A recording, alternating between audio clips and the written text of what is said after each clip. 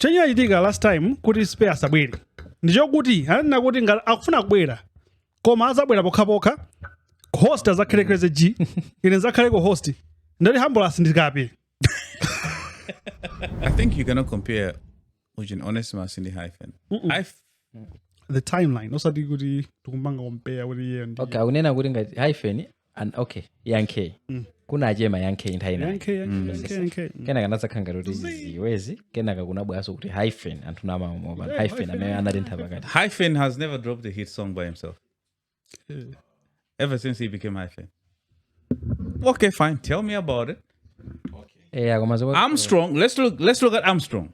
Armstrong to Onesimus, then Onesimus to becoming a secular artist. Boom. Hit after hit. Hyphen, all the hits that he has made, Ababa, it's with other people. Tell me his single songs without featuring anybody else, which are hits. I'll wait. You can take your time. That was Yankee, come on. Yeah, Yankee. No. Take your time. I will wait. I got time.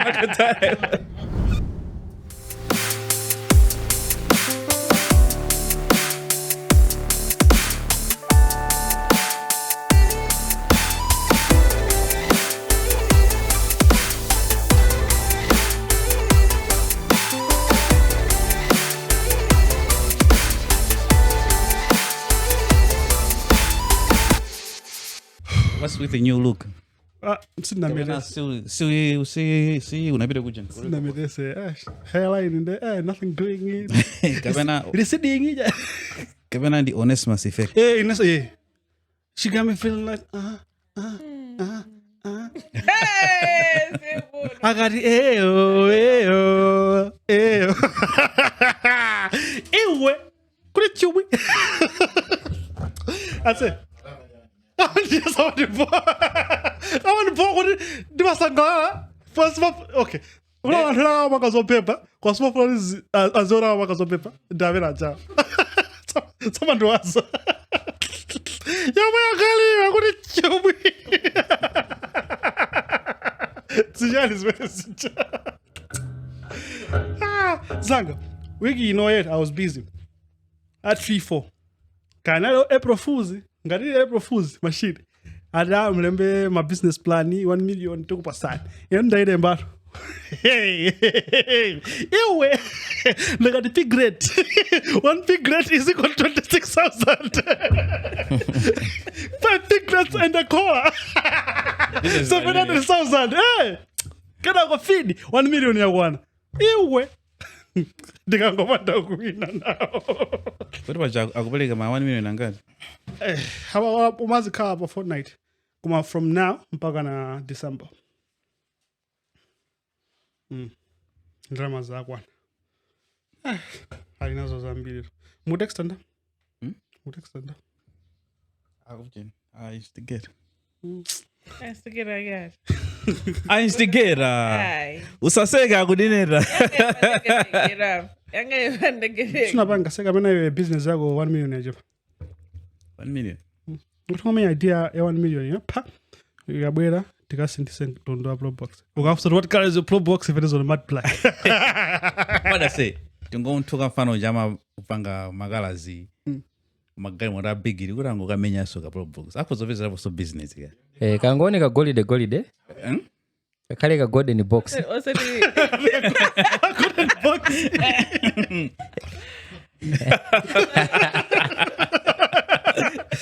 Mango zindikira wa yakula box yoneke ya golide. Ngani malira ujed. Mafuba ujed. Amwe mwina kozo ujera. Amgata ujera. Ngata ujera. Timu semesenda struggle. Of course. Nda akamenya pambali Ambulance. Sadwe karabanga Bridget. Bridget ko baje bakara Ambulance bare. Bridget sanga kaneso. Izizi tukubanga mu time frame imene wage ukubanga so dimu ya Ambulance. Kumene kuliko. Ambulance rhythm is in the works. Iwe. Umati ukuti yeah. Umati. Iwe. Era so in town Godfrey kamene wewe. Kisigana babeji ya ujin ya master. Never be given to him. This is not official. kena kundapita no pa Mastin ndakapeza dipa Pamasteni ziliponso. ne pa Mastin je palipo nde panaliso countdown kumusiko mabando mmanja big announcement komano ineni mafani nene ku Mastin. This year what I was looking forward to was the best April Fool's prank so far sinapezeke ngarili mata mumata koma so far sinaone kuzanzira unaona kuzanzira sepa internet Not really. Basi maskando. Angona zochirika. maskando anjiso kono wiki boys inde exchange ya manuzi inde yaenda po Exchange ile lilipa bwana. bro I think inafika ba 0.5 Manudos. noodles da gaga indomie bakasha nthawi imene chazizo ase anthu agawana manuzi ndeka panali middleman amangozigira ga Amwene. Olotuta kupanga kandi mistake pa status uri bwangu bonya wangu zoti. Kupanga delete mageza makhala wankakale ngini. akonabe nde bajama anthu ena akapanga download mama zachimizi kwa kumuzi kwanu izo zachimizi ati view once anthu amampanga download ndeziyani Zine zosiza bwino. nde ndambono ganzo wiki nasangalalaso nanero ndinatumisa Mwana masuka. ndatumizatu ma MOU aku Podcastmalawi koma ndina akase ase like what caught my attention magama nkhani ya manudzi baby nake inarusa manudzi ake it was a video actually. Yeah. She was playing with herself. She was wrapping herself. Wrapping one in. Zikumveka zochima kwambiri makai. Minya sipi. Sipi. Wandeje sipi. Amada sovana. Amasesa nanyashi pa video. Video yo amatumizira nzake. Kandwa chikondi kandi pida. Zake jama pida. Akati tantumizira ndione kuti kodi ndrama zanga zikulowa pa. Kama lo ndrama kodi. Sindingonena. I'm just assuming. Mintaka millionaire ngatozazuzana ana ama-ex. Ana ama-ex. Ntazaka millionaire nenzaka 8 chako. To I'll send you money. My stroke needs you. My blood needs to circulate. So yeah. In case I'm serious. It ended up in people's WhatsApps. Yeah. Back group in a bag. Big shout out to you guys for your group and my true friends. Big shout out to everybody in there. Hey, I'm always suggest you.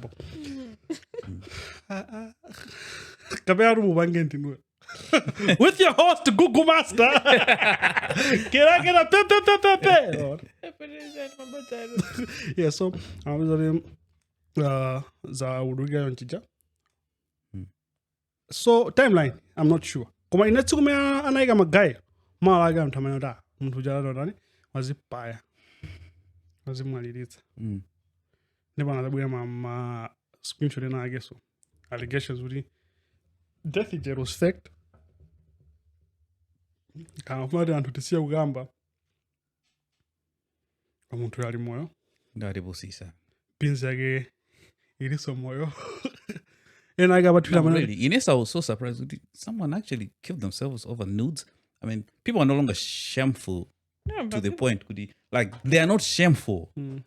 And to find someone who can actually kill themselves over nudes these days is so rare. Yeah. Yeah, because people just carry shame like it's okay. Okay, Tamaga, what I want to understand is this. What's the Malamulo like? Malawi gonna since Malawi gonna go to Malaysia Wanga produce porn, it's illegal, isn't it?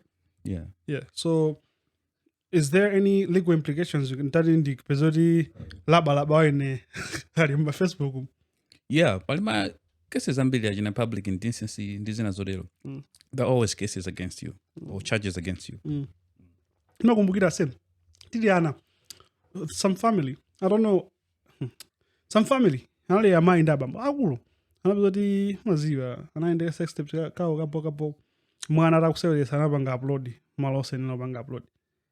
Ngani ndikukumbukira popo, masina yankana anthu awadziwa kapena amadziwa through somebody else. Ona? nde ine my fear was that because ndiri mwana munikazoti poni kumala ikona kosimana imalese anani aka statement kawo amayazi we were just doing this because ndizathu mwana amasayesa the gadget nkuzoti panga upload now pakati pa guys ineyo ikamatha mwezi muja panopera ayi makhanda na beans zambiri zina zoloza uku zina zodandaula zina zokwiya zina zokhuthala chitendene zina zosameta akuti ali mu WhatsApp group inake fancy they share beans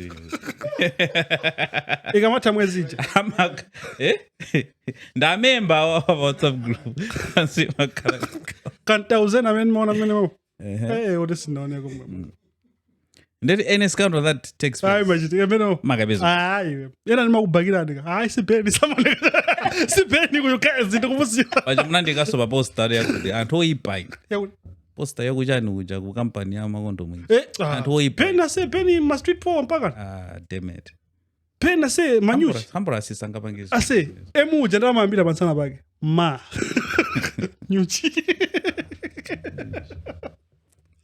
now what would you advise? Because I know what my nudes. I think my first. This is a serious issue. It is.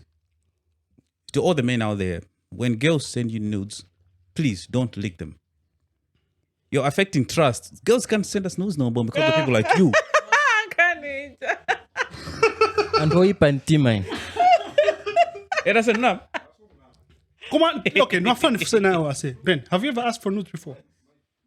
No, but there was one time I sent a text to a girl. I'm like, I sent dudes. She's like, I sent dudes. I was like, no, send dudes. I'm in a fight. Guys to come over here.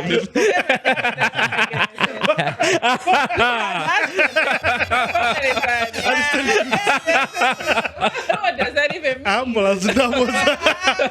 No, of all the people, why her? I sent her to fight. Of all the people, why her? I'm like, babe, send dudes. What? I'm like, yeah, send dudes. I'm in a fight right now. She's like, oh. Dudes. She was like, excuse me? I don't think it's oh, you meant dudes. Komaso mukakhaudi simulishauri niyo manudzano osali safe. Mungatontumizeni ndisunge. Okay. Okay. My question was, have you ever asked for nudes? And it was the whole ordeal. How does it go down? I said, how do you ask for nudes? Asking for nudes? Yes, bro. Ukujeza ngumvana. Yanchani. You know what, baby? No, but send beans.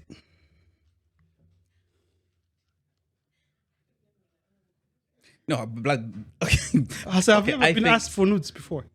Yeah. How did it go like? But to be honest, I think getting freaky is a cool thing. It is, but then, yeah, I'm there. I'm by the door. Open up. What are you wearing? Yeah, even that's as freaky as it gets, bro. For me to ask for nudes, nigga. What's wrong with that? No. It is wrong. But I think it's okay. How do you ask? Like for real, I'm being for real. The same way you go as far as you pretend you have gone to her house and you're doing it. I mean, that's there in my boxer shorts. That is the most delusional thing ever. You'd rather just ask for some stuff like, yo, send some stuff. I need to choke the man. Choke the meat. Like you go straight to the point. I don't know. See, you don't ask for nudes? Me? I'm a very holy man. Holy Father. Gugu, script. This is manipulated. I've also forgotten, but I think it. But there are types of people. There are others who know they just go straight to the point. There are others they're like you. They create a scene, and then they will end up asking for it. So I think it just depends with the person. Okay, so your person, also it was a wide variety of people. I think I've had. I've had like two types of people. Those don't know what you just met and then immediately they're asking and be like nigga, right? But like for instance, maybe you're dating, right? I think to us women, we feel a little bit secure when you're dating. Something's defined. Guy and whatnot. So in a relationship, basically you do role plays, whatever. So Johnny Sins. Just anger. You know? Yeah. So then it just happens automatically. Like you don't have to like a guy just doesn't have to be like you want to get some of this. Yeah. Now that's where I was going. Good in it. In my whole entire life, you're being freaky. Yeah. Since I'm listening, I'm then ndikanda kuchimaso kwambiri. kuposa mene munachimwira kale Ndikuchimwa ichi. Okay. So nthawi yambiri makauti tikuchira bo. Ndakhlaka jokes ya bo demeneyo ndankhulako zodabwitsa nchani ndomanguza baby, wanna get some of this? You know, komaso it's never been to the extremes, mine. Amene mumuna ntumizako zama extremes sinaone ndekuti msana kuti yeah ine nantumizako muyaluka. So it's never been to the extremes. In Jody, she's just holding her boobs like that, you know, just showing me a little some, right? Because she knows that I'm a Christian. insert ndinazo kale Umfunga. As if mendisokira mainstream twipa iwi. Abande ukeke usikabanga so blast. apa ndikaika insert no bla You know, so Ineo, I've sent anthu kuti mupanga zinthu I've sent notes before. You've sent the microphone in there. Abasa ni morning. Ndupeleka morning. Can I delete? So it's one of those things with it. It's not them asking or me asking for it. Kumano anthu ndikuzodala alipo amapemba. Vibe imango pezi kuti zangofika. Azangofika mene kujaku. Ase, ndaruka chipupu chapa chena ndone ngena kubwa. Chipupu chino I'm distracted. You know what? One of those things. I'm distracted. You know, I'm seeing a lot of things, not the jipupu. Yeah, but I think there's been a surge of nudes circulating a lot, and I'm like, okay, where is all this coming from? And what's the motive? no, I think Zungoni Saudi to Guvita level Sodom and Gomorrah. There's But have we ever not been in Sodom and Gomorrah? We've always been. I think the moral standards are literally going too down. People are doing too much. What if nudes have been there? It's just that you guys right now mango ibezila guri. It's the same. been It's the there same as people been there stealing. entire magalada been there entire magalada No, I'm a jambula. No, Mr. Papa, we're talking about guri gawi gaga, right? Yeah. But I'm talking about No, they've been no, there. Wanganori. Kumano wiki noi kwa Yagamoro wambi. Wangali. That's what I'm saying. Guri, there's been, you know, headlines and there's gossip pages, chan. Different people. And how do you However mean? many other things are going at this pace, it means by the acceleration. Yeah. People are also meeting the wrong people. That's another thing, guys. Come on, you know, my Yamanu Timema was Adibali Amwen. And when you was hi, beautiful baby. See, can I come on to me as sausage? Facebook, also WhatsApp, Guru Dira, Facebook. Facebook. Imagine. So, but where are morals going? What's the fun in sending a stranger? Because in a relationship, men are career in a relationship. Unless otherwise, I don't think I would leak them. There's there's nothing in me that would dictate. Okay, between men and women, who do you think are the people that are most likely going to leak nudes Women. voluntarily? Women. Why? Hi, I say, as my this is my opinion also. As my I'm a wonder drama. Okay, so they'll leak nudes for drama. Okay, so let's say you're cheating, then your woman finds out that because it's not there's an issue here abolisa janka show one bit and I got and I just I don't know what happened. Do you know who leaked the information? She was bitter, munanga, Wapolisi dolocha. Eh. Ah, that guy is a legend. Legend, I say. Nswati. Machine. Yeah, That guy will go down in history as a legend. that's a god. I say, He's a office demigod. kuja kunchito go, my department anagwesa say, that guy is a legend. Kwaso ndesa mapempa. That's the thing. Iyeyo ndi amapemphedwa. Iya, timati muzaone kunanyati ngatakula bwino. Yapita wene kuja kati. Amwini. Azikazi anthu abanja, who are my officers wene kuja. Yeah. Anagwesa. Aloja machine. Legend. So, you know, it's one of those, it wasn't the guy. It was his woman. Mm-hmm. Yeah?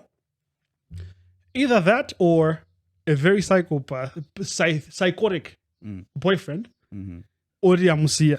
Are you gonna take me back? You know the handball I see to the chest to my quadera. Get out go basilic, man. Oh boy. You get what I'm saying? Mm-hmm. So Manu Zameruga, ndo nsaname. Mina so ndi point chako percent. I mean anthu akurani akutumizana ntawuni. For anthu ndakutumizana manu. Wina kwai. Enchela kabya. Also, I think another issue we need to work on, ladies. Yes. Invest in good phones so that when you take your nudes, the quality should be nice. Omaso waxing just on diapo. Come on, guys. Muliti. Ngat manu sana. My noodles. Anyway, it's the one and only Brandon Jones from Podcast Malawi, and it's Podcast Malawi. I mean, it's Tuesday, isn't it? Yeah. Yeah. Tuesday. The Gugu master is there, and Hambora see Ambrose is in the house. Alindi glass ya orange, plastic ya orange. I don't know what's the story behind that shit. Bro. Go for no matches and watch it. And this is a fun one. Leon Dawn is in the house. Yeah. I see you, my brother. I'm Mr. Gray. The black genius. Hey. Mr. Gray, the black genius is It's confusing because we have two black people in the room. And I don't know. I don't know. I don't know.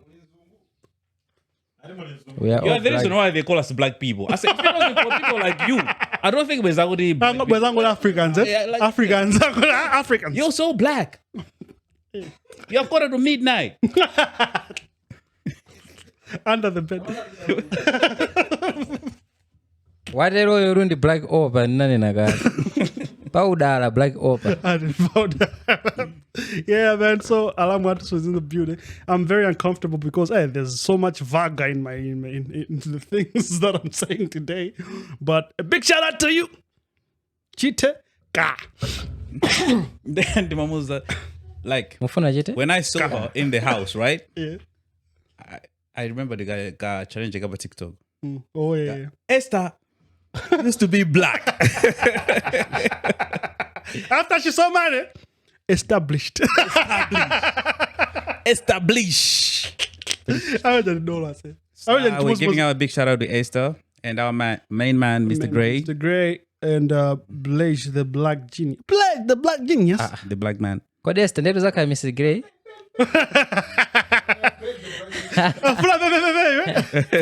Wait. The Blaze alikulironga kunoko. Musokole. Anthu amene madandi anthu oyankhula ujo. Mdakali mmazi. Bleja anathawa ngongole kuli. Muliranso. Zuzu. Ndiye maziwa nzuzu ndiye ng'ono. Ng'ono. Napeza kuti ngongole wini uji. Wajera mafana mabiti. Wanga ndikuongera biti. Uyuso ndikuongera mento. Iwe ndamene oni ndrama ine. Ndakusatira iwe uto. Ubwera bed. Ambulaso. Yeah, man, it's always a vibe when we have the full house. You know, Google Master in the house, and you know, Blaze. I say, it's always a so sankala sadu. Nanga Blaze, I say, Blaze, I mean, I that is the most important. Oh, that many little. Many. I say, you need to stand in line. There are too many people who would want to. Like there are too many people. You know what I tell him? I tell him it's possible. It's really possible. But guess what? It's not easy, but it's possible. Can I want to come on? Depends on you, man. Shut up. You see it? Yeah, man. So it's another, you know, one of those. episodes here at Podcast Malawi. We always try to bring you the best shit. The best shit. Yeah. There's no way around it. Ain't no way around it no more. We are the Podcast And Malawi niggas. just to set the record straight, the debate over who's the best podcast in Malawi It's strictly for entertainment purposes. is just for entertainment purposes only. Everybody knows who the best. It's only entertainment. I don't know how to talk no one to podcast in. Bwezi nitakuia katika. Kuuza sini. Zongojeza, guys. Kucheza ni ndani. A big shout out to everybody. Shut up. Hey, ziyazomati namba mpira ni Ronaldo ndinaswera mpira ndi Ronaldo ulizi goli zingayi. I say, history is written by winners. yeah. That's all I can say. Yes, udolo. Iwe. Unaona buku lalikulu lijoma kugamba za anthu awiri. Yesu ndi bambo yake. Buku lalikulu kwambiri. Two people. At the same time, Christopher Columbus sura nayo training no yambirira kupanga discover those places. Koma nani madolo jabe. Anai madolo jabe. Just that. Anyway, me. Asem. Ungatokana na bado wa 1910 kuti una certificate yako. Koma inelanga nalifuso limodzi msana choke pa podcast. Ndipo ndifuna ndifuse ninu yamene madzimva kuti ya podcasting inu awiri mulapa. Yes. Kwa ndiri ma interview osamene amaitiko ma TV aje na podcast so. Mwina akaika pa internet. I say, am I got to tunes and other color? We no color. Out it was a podcast. Koma si naone ko microphone ngari. Si namveko so tiwe tapanga byeshi. Si nakamveko. Koma so yo also. Sana lembeso kuti ndi podcast. Yo mena nkapanga byo. Amadzibisira? 1972 yo. Anyway. All I can say is if you have a post that was made in 1982 where you said podcast blah blah blah, we're going to appreciate that. Please present that. Otherwise, I want to my program abajani pabwalo guys. Nkani za mabodza. Sure adiru. Sure. Kashua kaswara se. Mwene kama bila ntaina agi. Kama bila ntaina agi. And then ndimene kuri bangono but since we are on the podcast issue ndikuona ntayi bana ndi ntayi kuchela. Tukugamba za podcast Karen. I wanted to also talk about two things. Yeah. About Podcastmalawi. Like this is where I'm from, so I know what's what. These two issues, Yambiria, my guest. We appreciate because we also push that agenda. You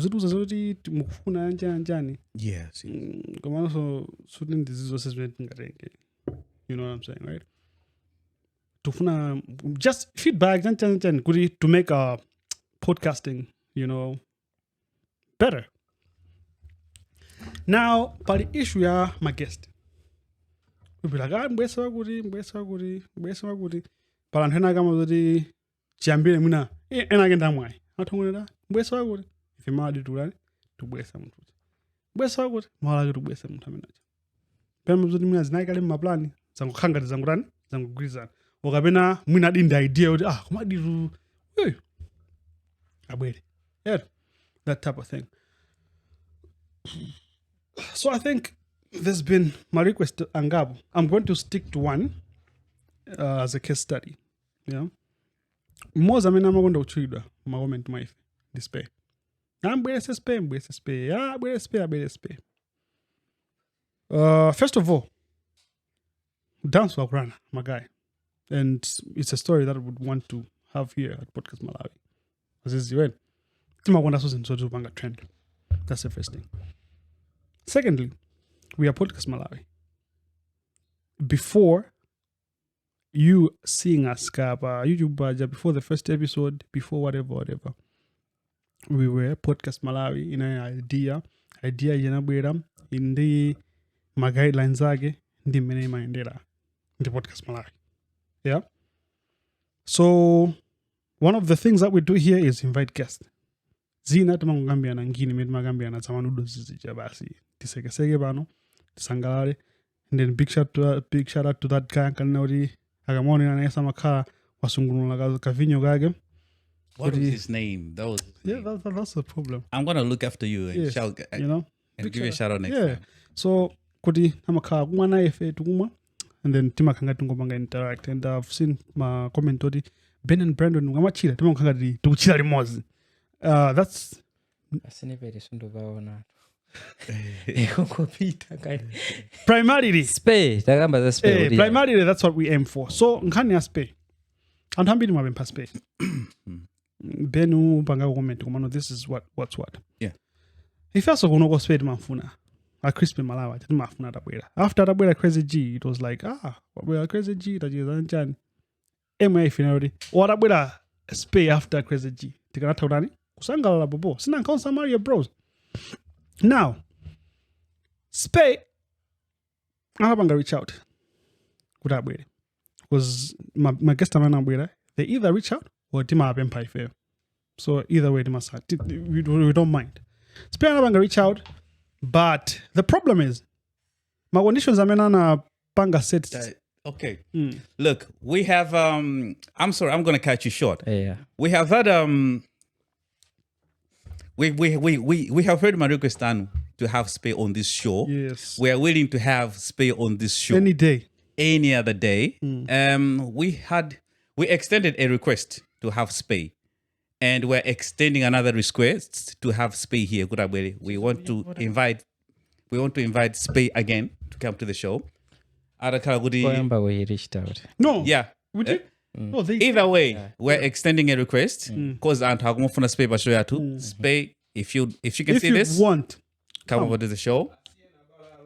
Abalelo waninkati. Komano. Yeah. Chimene china episode kwambira sateke. Nchokuti request itapita kaya request itabwera inabwera ndi ma conditions. Yeah, regardless, we don't want to go into the details. We of have those. to. No, not really. yeah we have to We have to. Yes. We do? Yeah, that was the idea. Fine. So chenye itika last time kuti spare asabwere. Ndichokuti anena kuti ngati akufuna kubwera. Koma azabwera pokhapokha. Host azakhale Crazy G. Ine zakhale ko host. Ndali ambulance ndikapi.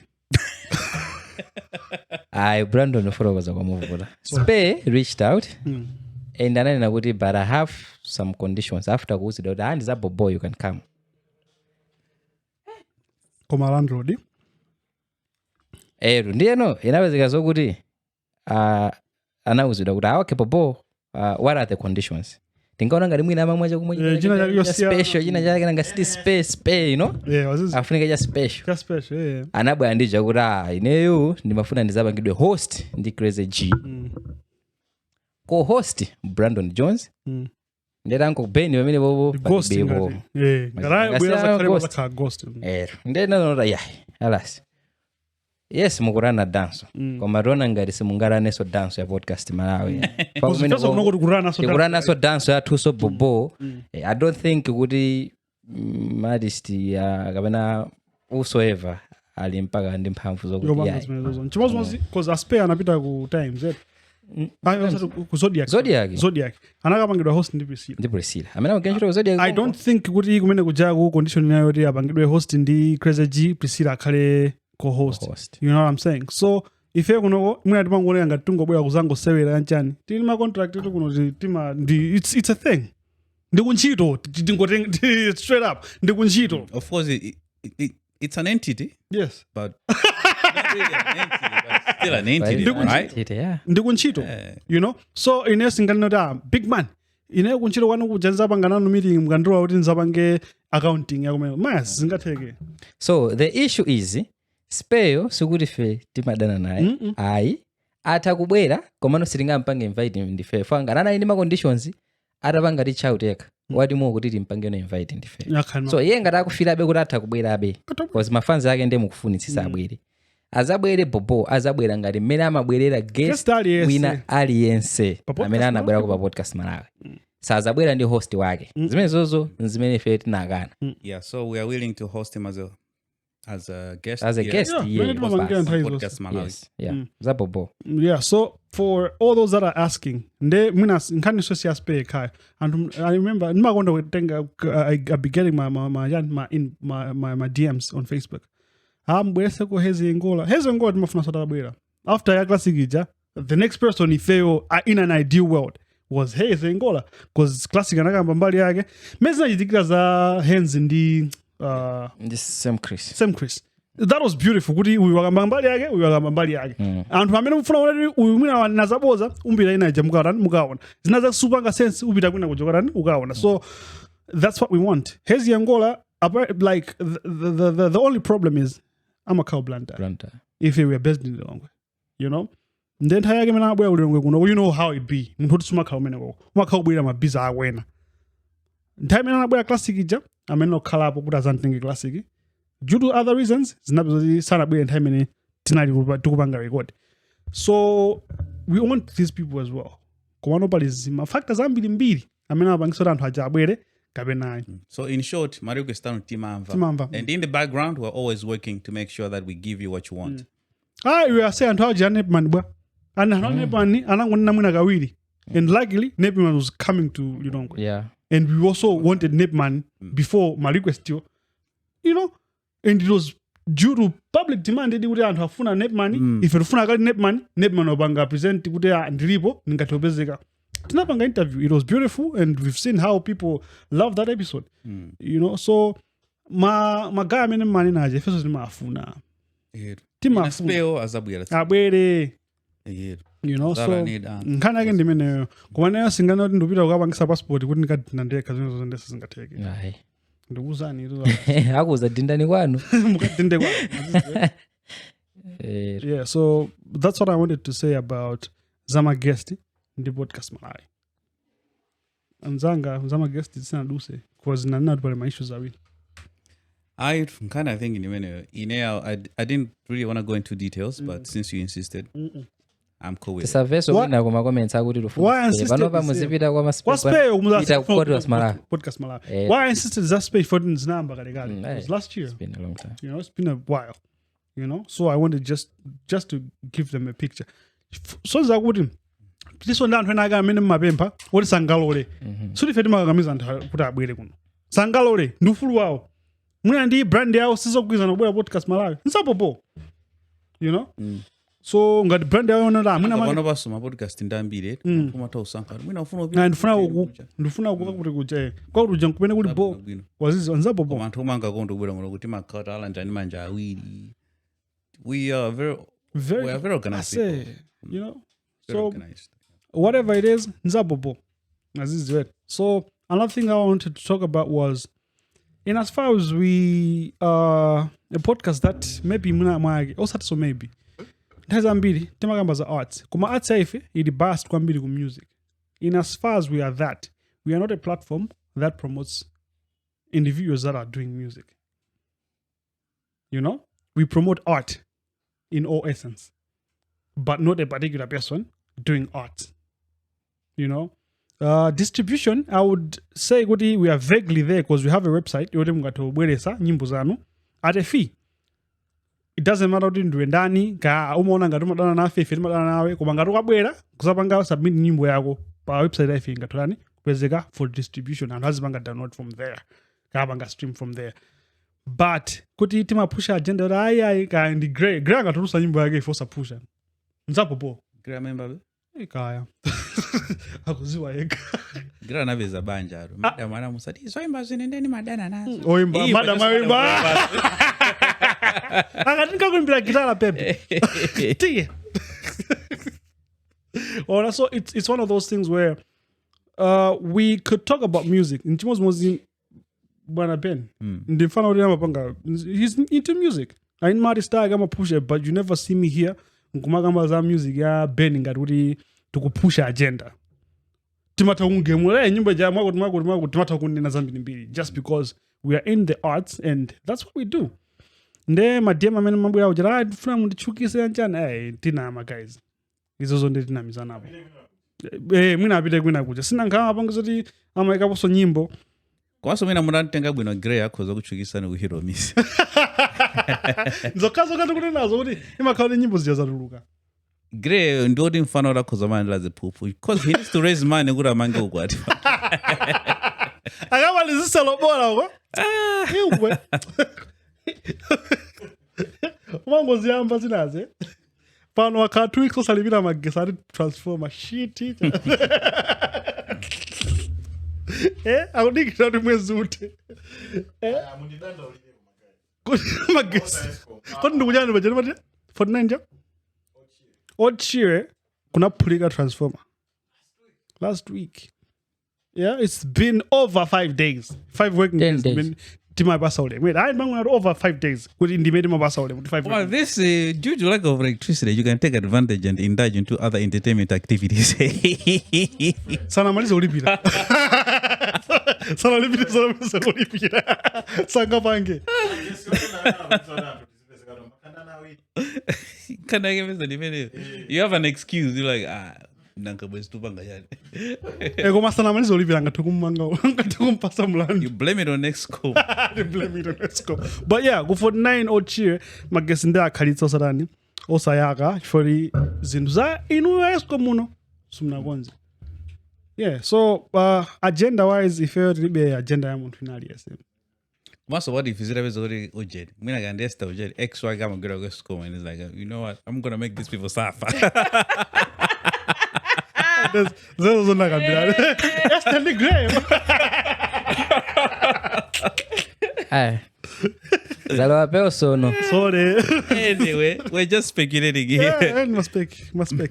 Yeah, so when it comes to Podcast Malawi, music distribution, yes, in the website, Tingato Weekend website, people can access them from there. There are procedures to do that. It doesn't matter what ndio oyera kanti Bridget the black genius. Ungatozaika na nyimbo zatu. Ukaya umaimba chani ka sizabwino. So long as you meet ma conditions amete mafuna kuti ukhale ni nyimbo zatu pa nyimbo zako pa website patu. That's fine. Siti push agenda ya munthu. Siti zama guest nzimetani nazijoti. Timafuna aliyese amene angathobwera chabwera. Based on our journey. You know? Set up wife and singa sinta for you. Yeah, but I'm trying also mafuna artist one ujarabwera ujayu.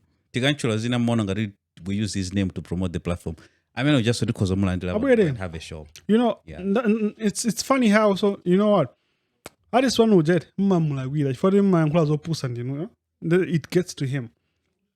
Yeah, the summer uncle even is also. It gets to him. Oh, there's only okay, maybe one time. But what is summer? Aye, it was because it got to him. Yeah, makes sense. You know? So that's what I'm saying. Good ine I would host alias manganya ga Dani ga Martin Dani uwarusa nyimbo wompano ja I mean alias ngatopanga host uno. I don't mind. And I'm very friendly with people. Tiragamba mafusa mene mafuna ati tizamfusa. Black jibwa Goban Henry iwe nzendo nazo. Olo mdani ujo Elia sakozo bwera. Elia. Geji da sinta. Oh! Asika anapanga tutua rwe nyumba. Nangano. Noli. Nzizona kaya. Yaka. Koma hii muje mbata bumo. Uligiza di kia kwa mankani uligiza ilibo. Oh, ilibo. Kuga swing. Kuga swing. So no lie was Adafira. Odafira. Madailo siso amalu ali. Ndukwadzwa mimi wati. What's the story? You know, I just saw the video. What's the story of the guy? Oh, the guy is a singer. Ni singanga. He's been a singer and ananodiyo singanga ori he lives a good life. Analemera ni mankwala. Because the singanga mbili. Ama Cardinal kulunkutika. The singanga ori he stays in area 47. Anasamuka kubo. Then ya Giza. Then jama bank silent mazo. He doesn't stay there anymore. Yeah. Ati gali moto siniendetsa. Ama ndende. Ama jito endende. Yeah. Ara simuda kwemire ai. Chauffeur driven. It's that type of thing. Yeah. Big. Oh, and so that's the thing. Ineo nimagonda nkani. So that's the whole idea of this platform. Ni nkani. Nkani zodi zibanga push una wage. Okapena nkani zodi mugazimva zibanga make sense. Like they'll make sense because you just know this person without their story. Yeah. You know, so that's what Podcastmalawi is all about. Here, instigator. Mwindi nkani zina kumina. Leon, mwindi uzovanga depende. Tikoza mavita. Tingatuma vita zaidi. Kumapita usarubitiriza. Oh, mapita tiweruke. Kono izizi zomaombera azimaizi for ukajesa nyamba kwina. Izi zindenzo panda sokolo. I think another issue in Malawi, we don't really know how to cover stories, even from the police perspective. The way we investigate stories, we're just too shallow. Yeah. You know? professionalism And I think imakuladi. journalism ya Malawi pena bakiti mapwesa kwambiri. Because when you read stories, you're like, okay, What's going on? That's it. That's all you could do. Mm. Because stories don't really just get there. And the kind of Zambia is makati zabanga pile up, right? They build up. They build up to the point. Yeah. Because in a way, nimakonda kuona an air crash investigation. Yeah. Ambazo da uyu ndala amene akugesa ndege uyu analephera assessment yawo yake yomaliza inake nthani yake anapanga zakuti he made a mistake nthani yake of course it wasn't that bad but For then example, lelo ntakaonda menyana ndiwe. People be like, they'll be surprised. Yeah. The issue cannot be today. Good, yeah. Because okawa kuti mwina timayamba na pang'ono yeah. Komandi, luzimelo mampanga ziti. Yeah. You denga.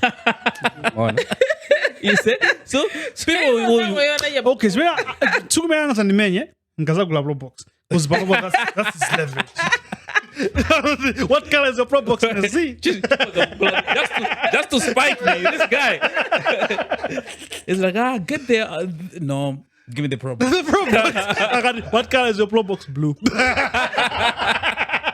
Also, Jane was so there. I'm gonna pro box. Anyway, go back to the story. Yo, so Adia police. Yeah. So there's a cop in Dedza doing his thing. PMF had a side chick, not MG1 actually. Yeah. Side chick. And I didn't zake. Side chick and a bit out drinking with people. I would just assume Gurinda Anamina Amuna. Nanka, why would I be mad than to guys? Unless I mean these days you never know. You never know. Yeah. But Anabila down to out. Now, this nigga Amaguia goes to the place, Minama Kan Kazuja, Gruan Den dead. So he unalived the side chick. The side chick and himself. And then he went on to unalive himself. Analyzing himself of a side chick? This side chick was important, eh? Yeah. No, ripa jabalina yolozo. Yolozo jonch. Jonch. No, because like to be honest, I think Digamanga Nankana is the most thing shallow. Mabanje na makauda anata anango tsala what they're still there because they're staying together. So probably this guy was totally counting on this girl. And the side chick. Banja already lipo because Woody Banja. But then he had invested most of his love and everything else to this side chick. You know? But like Antho Nathu, we like how could he do this for the side chick? You know? Because I think if the MG1 was to do that, the nigga was gonna be like, whatever, you know. Maledzera so twinu tazuka neana kulira maledzera to enda ndikupita kutsala no pa uchinzake ni madam kuti andanza thowa tikulela ana, you know. Yeah, so that's what happened, bro. First of all, you know, the two things that I picked up. First of all, just looking at the story, and secondly, because I saw a video by TikTok. Some girl was talking about the whole thing. And when I get going and ginija, sit my own bobo, you know, because anga issues. He was stationed in Salima. I don't know if Salima. I'm not really sure, but he was stationed in Salima, and there was a point where Anambana doesn't zage that type of thing. So agamba ndi anthu nthawi nkhaya makali ndikupani. He has like done this to azinzake before. Ndikupani ndi mfuti yomwe. Trigger happy? I don't know what they call it. Yeah, it could be really he was trigger happy. You know? So anamba transfer mene go antani it was mina manina allegations that but umuntu huyu inafika point yori anamuzori asazagwira some food asamasaini pajama saina food jama zengera anamuzori uyu asasaini some food because saigege silipo kulazibanga hand of fire. You know, eventually he was transferred to Dedza uja kalamena uja njani, he was assigned a firearm. Life is happening allegedly. Yeah, to these allegations yankaza mene amene about TikTok mkwamba banga chibwenzi nkazucha. Ona kubuza you guys mene kuga mpanzake. So what she was trying to say was, because banali video ina imanina nyamara mabanga za akazambili mbila obasa mankhwala nchanda manota yeah usamango yankula yoncho, you have to know the person before the background, case, yeah. So this is what this guy was doing. Ndendala kuti anakulira ku PMF bambaka nala polisi ndi yoti mfuti yosuti ndi yachilendo to some extent. These are the allegations from this chick. Komaso, this happened ankaopseza zinthu ndi mfuti akamaopseza anthu amaninazo kupha kwambiri. And now this happens in this zodi, it's a build up of things, Mm-hmm. It's more of a pardon, She was trying to expose the point that zachitika izi chifoti iyeyo mkati mwakemo zokuphazo zinalimo. Not because zikuti anapasidwa mankhwala yanjani. So Also, let's go back to the issue also. let's go back. Yes. What did she do? Anapita kuyamwa ndi anthu ena. Which people?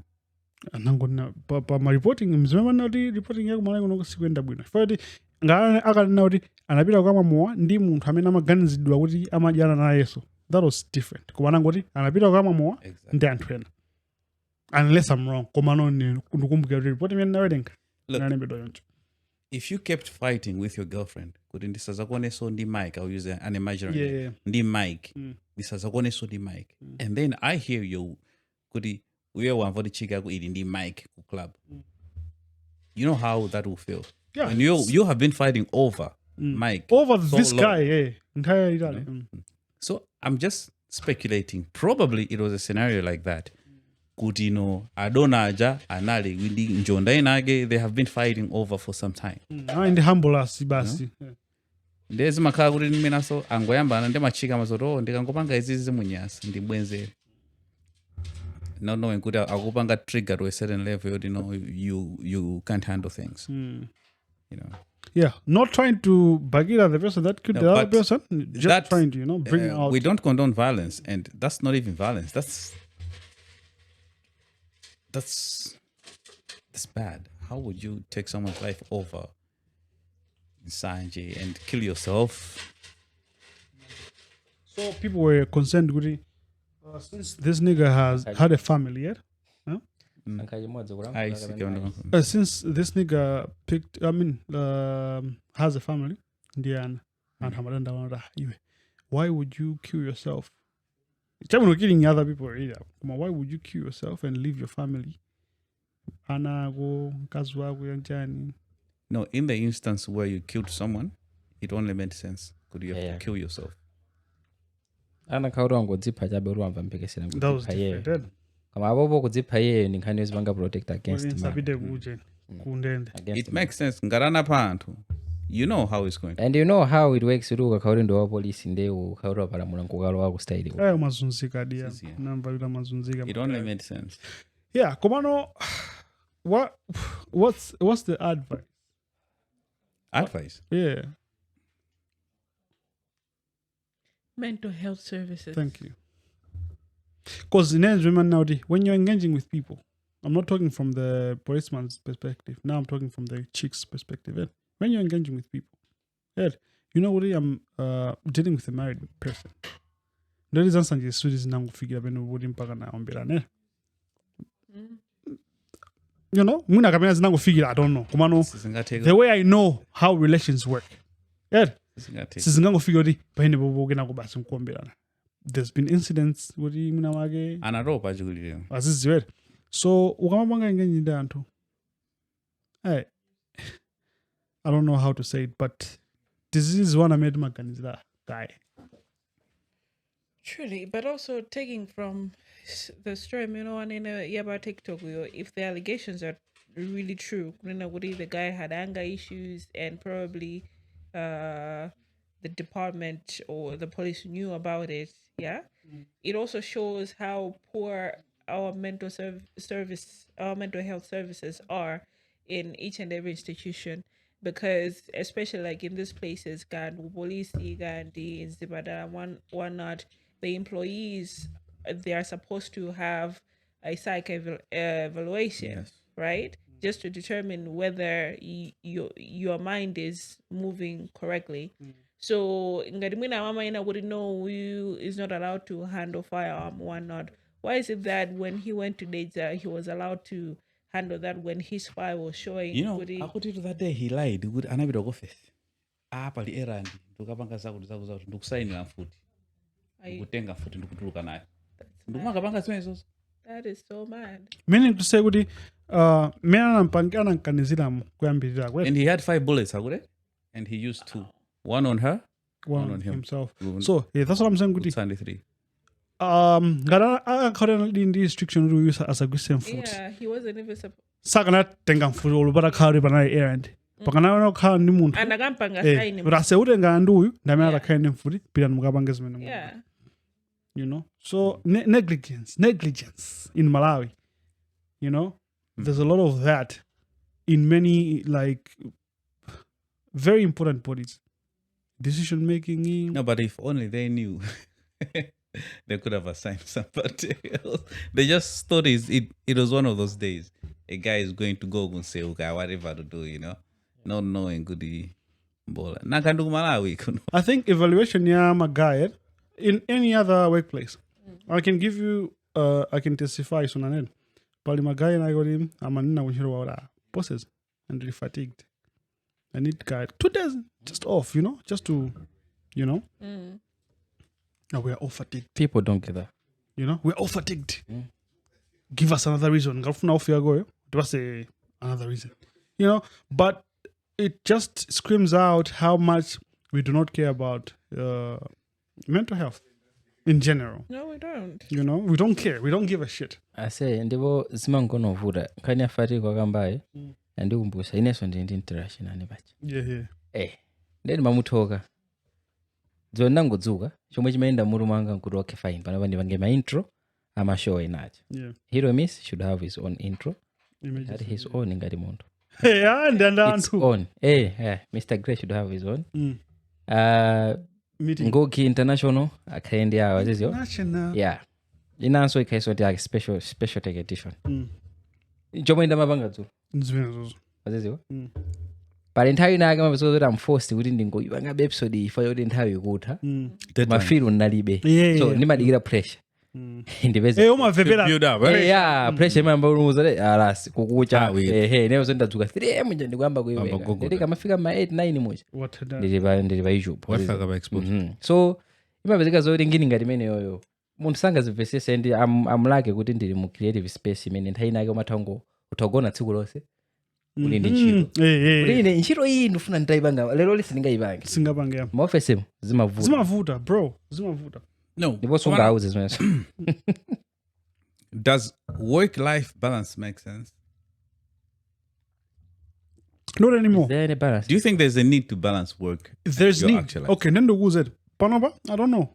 It is because I don't know. Like, I will tell you one thing about marketing because that's where I'm specialized in.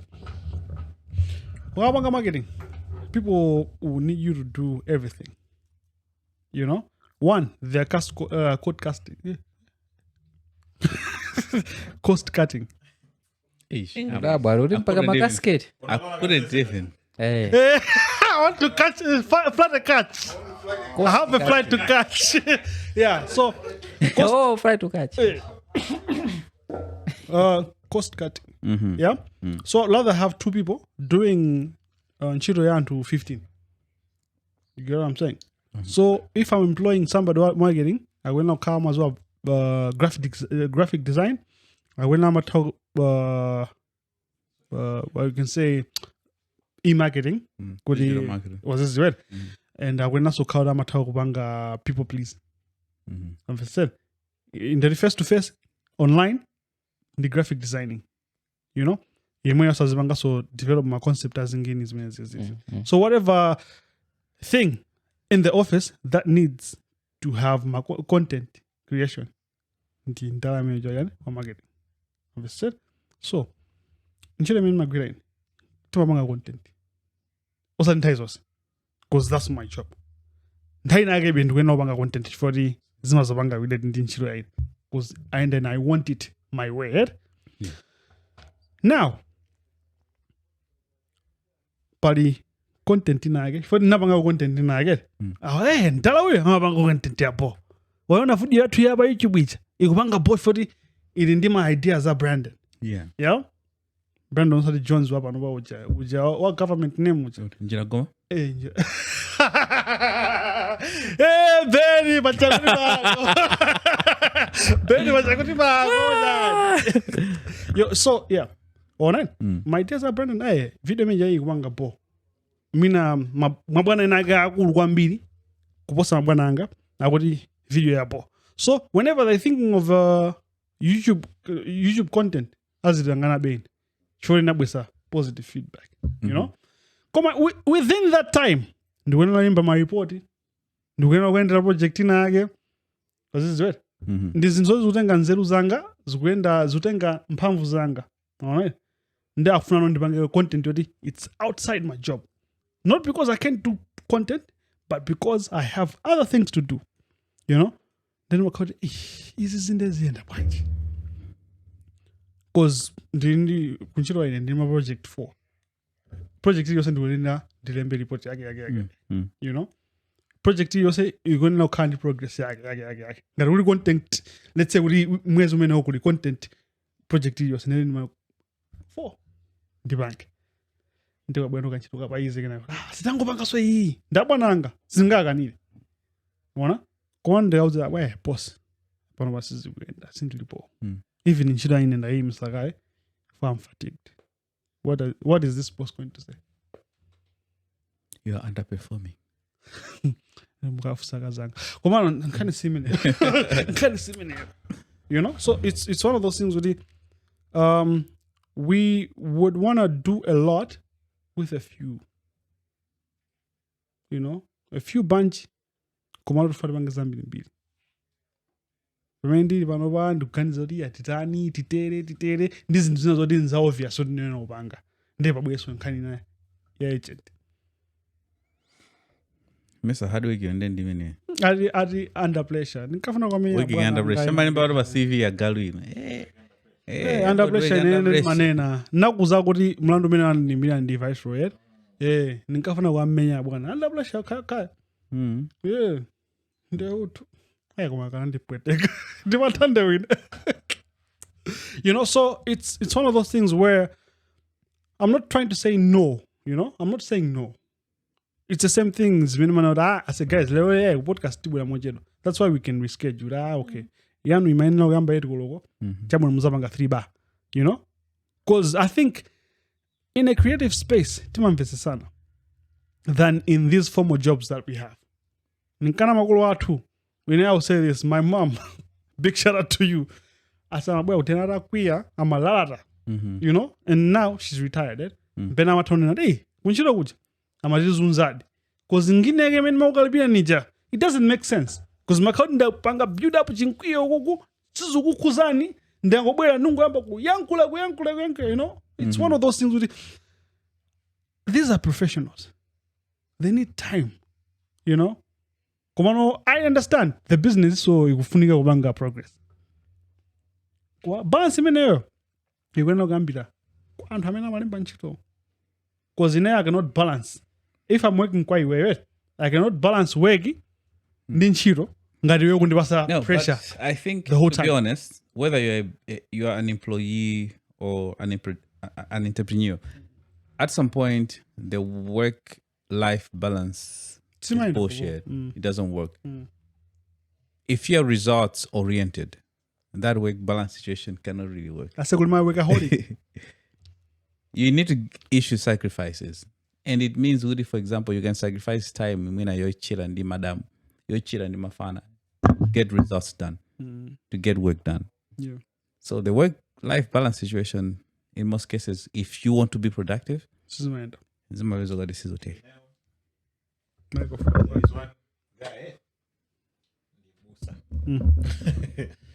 Mena mabalansira ngine yakama ndabwisa. You know Pastor Saubande? Yeah. Wow. Kula manager, panopa ndi human resource manager wa ku Reserve Bank. Shit.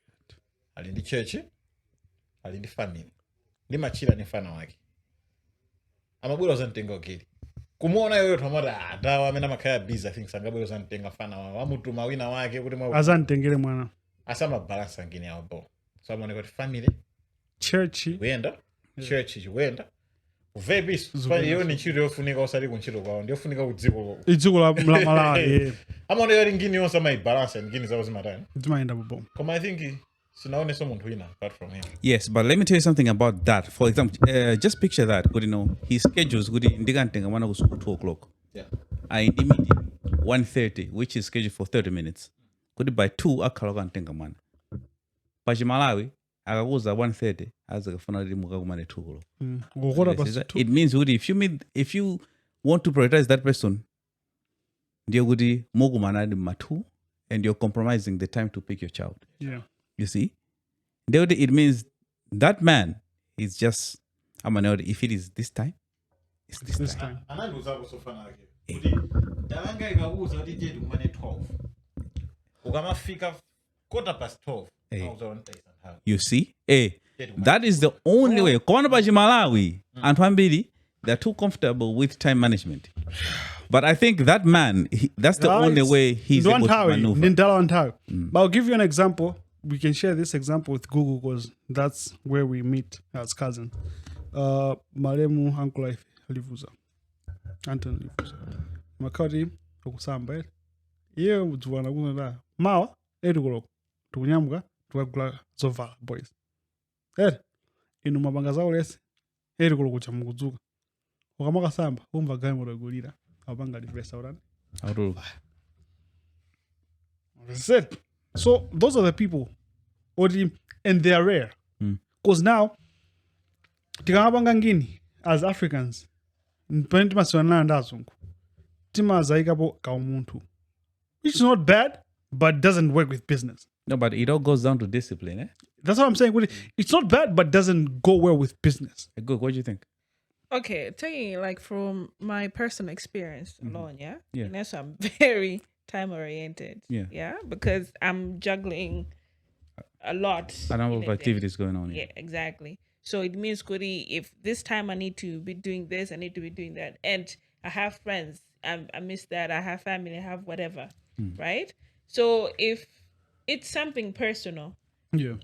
For me, it's also about time. If I tell you to be ready by that particular time and I come there and you're not ready, what was that I say? By 2 and this other time, because right now I'm rushing, but this time I need to do this I need to do this. Like the people that are in my circle, I think by now they understand. Kuri schedule is always mad. So if she says Kuri by this time she's coming, we need to be ready by that time. It's either they're going to get ready or I'm gonna and that's somebody because me, I'm also time oriented. So in business, like what Brandon is saying, you become it becomes an automatic thing. You become time oriented. Yeah. So you do prioritize. It doesn't mean you don't have a life. You do have a life, but even that life is scheduled in My bank slot yes, in. you slot it in. Also, I feel like Pachimalawi, Timaso goes humanity other than That's true. results. It's an or African being thing. productive, It's an African thing. For example, you have a meeting that's important. You might close the deal, I have 2 million, and it's your son's birthday. You'd rather go to your son's birthday.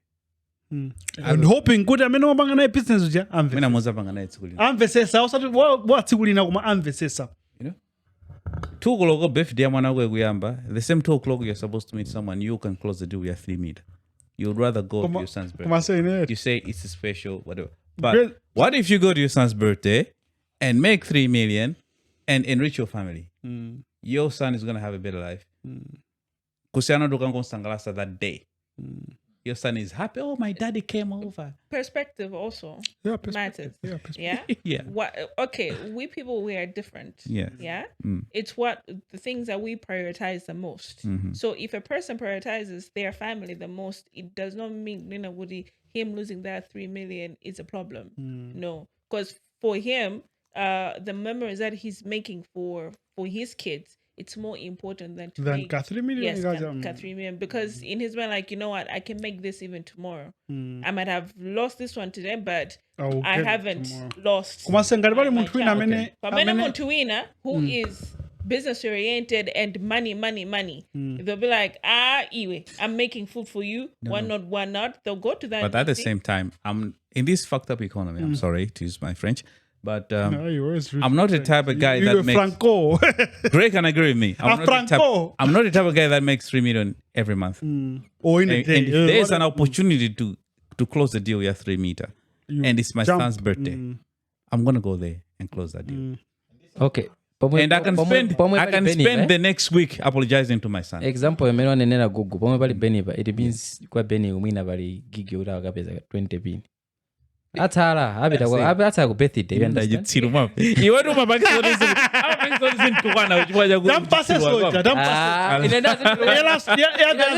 ase kuda kwanga kwini manyozeka tako nenda zindi tukwana puzo so mwamba aziziwa ben asankopita ku birthday fund 20 pini so anthu amene ukamba ndeti anthu okura amanga ndrama zenizeni koma no bear anthu okura ngati ineyo ine iwe okay chabo anakayambira kunena kuti 50 minute komano he has given an example. Yeah, 3 meter. Yeah, 3 meter on a radar like that. So it means we're talking of a person that an average person. Not even about No. You didn't. You just said because I said for an average person meeting 3 meter. It's rare, bro. Yeah. I've been in spaces. Yeah. I'm representing a big brand. Meeting your cheaper 1 billion, the 5 million. Ndio so zodi nenta mesa 5 million. Sunu mimi sanga the brand on. Ndugu mimi sanga the brand. Yes. Yeah. If they would understand. Kwanta misa meeting yori ngandi pangira 10 meter. Angatwamba ndufusura mndazende sabani. You get what I'm saying? Nde ineyo ngati Brandon. Ntani nimise meeting ya 30,000. Ngatomangolira wiki yose. 30,000 ya tusadi. You get what I'm saying? Do you get what I'm saying? Look, I shoot corporate events, and there are not too many times I would shoot a corporate event that I can quote 3 million. So if there's a meeting that can get me 3 million for an event, you're going, or 2 events, I'm going to go. Yeah. You see? One of it says it, hey, Kafai fans gonna get him all the toys which I was gonna get him on his birthday. you buy you protein shake iwe. Protein powder iwe. I got yes iwe. You know what, baby boy? About 50 beanies. Of course, the mother will be so mad. But later, that day, my kid will be so mad too, because the friends are like, "Where's your father? Where's your father is alive?" Like, deadbeat. The deadbeat dad. Deadbeat bouncer. Deadbeat bouncer. That's what I'm saying. It all comes down to perspective and what's important to us, right? Yeah, individually. Because that's what I'm saying. Kuti ngarinewe nduzori brand ya ifeme ndubanga represent 5 meter nzapopo 10 meter ngatokoza kudenda boys ngatopizani muna 30 minutes before the end of the birthday. Screw you guys, but I have to. But let me tell you something. You know what they say? If you cannot handle small things, it will be difficult for you to handle big things.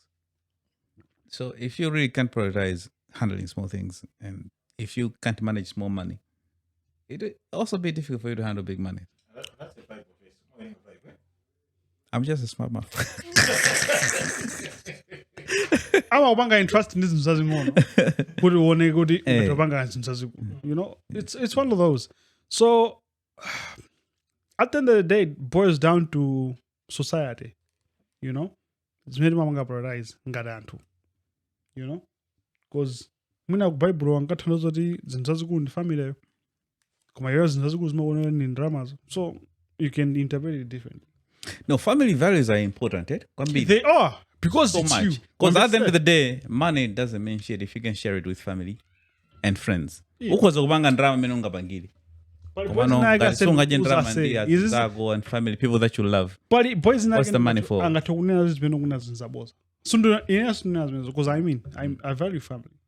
But money is more important than family. Do you know why? They'll give you reasons. Family, money, you know. So at the end of the day, perspective, could you wear perspective? Okay, my point is, come as what philosophy I seen, right? Couldn't get us to mean the phase your life. So, Panoba, as young as you are, money can be everything. Komano gamagola muntu mazono da inde ndama ndio funigira komano kulinanya ati mane zina ndizina zichi ona so it's not necessarily also age also how where you're coming from can determine a lot understand so but when I know you get a Christian background my decisions are what I want it is muna sizinga kale obvious komoto ukale nkupanga scrutinize uzo that this one is coming from a Christian base, you know? Ndewali my boys and I already. Anango go and down already. I would give you an example of my stepdad. He's late. I remember I knocked on the door. Big man, nafuna go door and go church. Hey, Brandon, you must be a rich man. Church is a luxury. Mpaka lero sinmaiwa.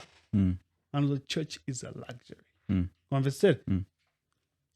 For example, I grew up with this man. But in Nabadwa, munyumba mwage, because it's my stepdad. Yes. Nabadwa munyumba mwage. My values again, I mean, what in the church is a luxury. Mtanuza bito church, I mean, I need Harry, I need Ramazowan as a bit of church. How am I gonna be as a person? You know? So those are the things. Dynamics I'm being video siana. So what did you take from that? Like, how did you interpret that? They can tell what I'm like. I celebrate my stepdad. He's one of the best.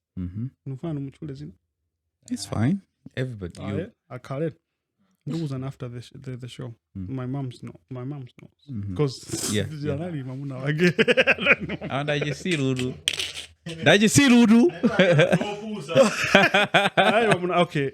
So what I'm trying to say is but all in all, I respected how he thought, like his thought process, whatever. Yeah. You know, there's a lot of things that I've learned from him. You know, zina zodi singagwizana nayo. Yeah. Learning is and was so valuable. But zina singagwizana ndiwe. Kumano, I know how to treat people that think like you. You get what I'm saying? At the end of the day, I've learned how to interact with people that think like that. Okay. And so I'm grateful for that. And I'm always celebrating his life.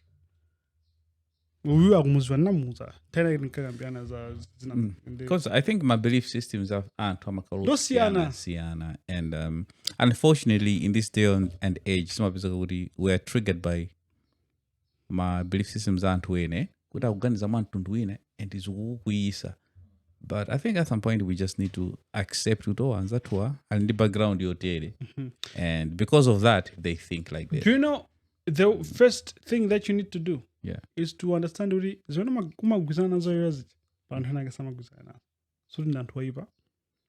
know, so they are like, they're even better people than you.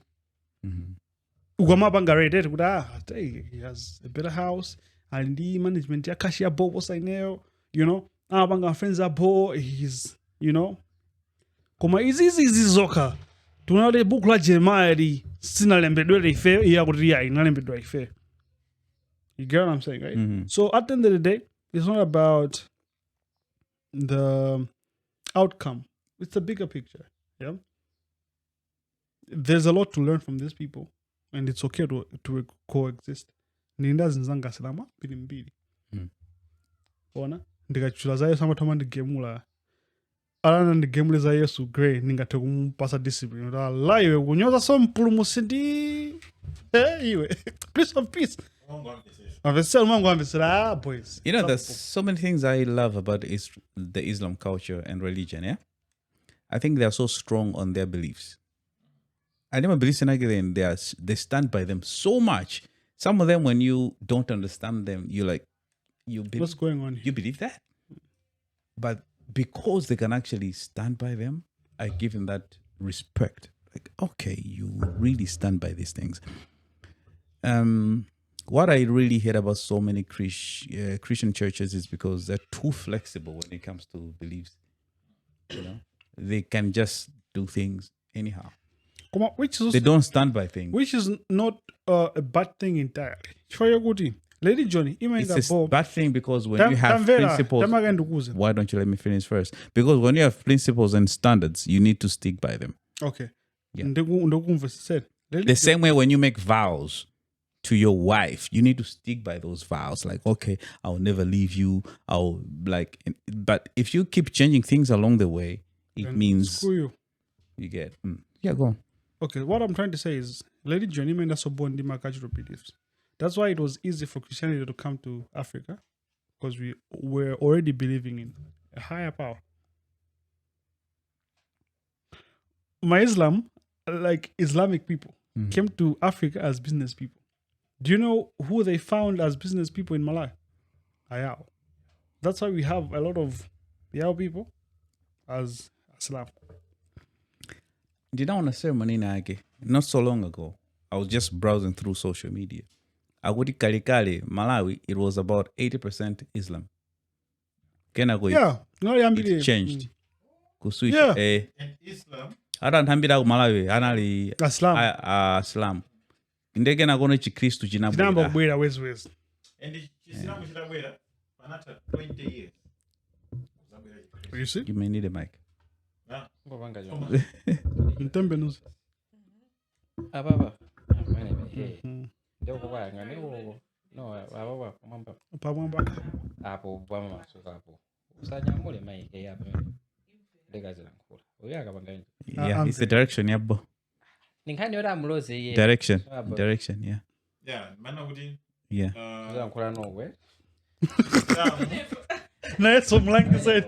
Yes, great. Chisilamu Yeah. chinabwera okay panata 20 years chisilamu chitabwera kumaza bwera Christian Christianity, yeah. ndemwina ka 80% kwa kuchokera kuti chinalipo Chinalipo kale. then pamene nokunkaza bwera Christianity Christianity. zakacha kunenazo I don't know if it's true si asilamu amavala ka it can't go down kacha Yeah. ndakumudwa pano pantamva kuti maiko amene amachokera chisilamu makhala fumbi so matrauser tawa matipanga tatifupi kuti asama waziziwa Lisamalo fumbi. ehe amavala masando chifukwa chakutentha kwa malo chanjani and anangozitengera zomwe ana penizo kuti they stick to it alibe nazo ntchito kuti zinabwera bwanji zinakhala bwanji Yeah. though kunoko kulibe fumbi Tiwazo kulibe tukuvabe chanjani mavala beka you can't go down ngati Islam. amababe sando chanjani yeah So, yeah, it's one of those things within chintu cheke mabwera original, right? Ngati chikupanga it's easy. Ineyo ndikuze drinks, brandy and gin. I'm a gin guy. I mean, I'm a brandy guy, not gin. Sorry. I'm a brandy guy. I'm a stained spirit guy. Spirit yoseme is stained. I would give it a chance than a clear spirit. You get what I'm saying? Unless ndibange mess up, then I'll say, no, this is not for me. My clear spirits, the only spirit that I drink is vodka. Because I gave it a chance. Yeah? But, I'm in the background there. Ed, do you know that I higher than us? It's not explained. Higher than us, the Yeshua. So, at the end of the day, the mafactors I'm bank so the Kalimuntu, many will leave. You know, Kuru Kale and ena gana panga comment by YouTube, but Ben, you worried Pew. It's because of Menona Kalira Moa. So now figure out color Pew. Red Pew. I'm a red pill person. And I don't want to content red Pew one bit. I'm a realist. I've always been a realist. So I think maybe being a realist is been translated to being a red pill person. No, there's like Kobela my terminology is ambili these days, but I've always been a realist from Kalikali. Yeah, now I want to talk about what Jenna say. Ned, I'm a lover of music. In as far as I said, we don't push music. Kumano, I would come here and then don't say person as a person, not as Podcastmalawi. Yeah. Kumano as Brandon Jones. I would say, hey, Gugu, I remember Bo. And that's me. You know? Yeah, I get to the point. Onesimus. What about Onesimus? Hey, bro. After that, I am strong. Okay, wait. Is it just because you did an interview a couple months ago? That's my with boy. Him? That's my boy. Oh, just because he said he liked you on the show and now you're calling him your boy. No. I'm calling him my boy for that. Komano. Jet. I have called people my boy a million times. Komano ngaraso ngimbaza bino. Sinabange koza Bensam effect. Okay, so this nigga, I think Nyimbo what Rusa Babaye, Anangoimba Mwangozi, and he realized it's a hit. Ngozi? No, really. Did you see the EP? Wait. This guy dropped an album. EP. An EP album. Tomato. Same shit. So this guy drops an EP Then a month later or so, he creates a song. A good song. He creates a song. He creates a good song by accident. By accident. He was like, oh shit, it's a good song. Dang, dope song. Then he didn't have enough money to shoot an official video. And he makes a really good video. Or maybe he made a video which came out not so good and like, you know what? I'm just gonna call it A visualize. So people don't come after me, you know. Bro, I say, Ndalimba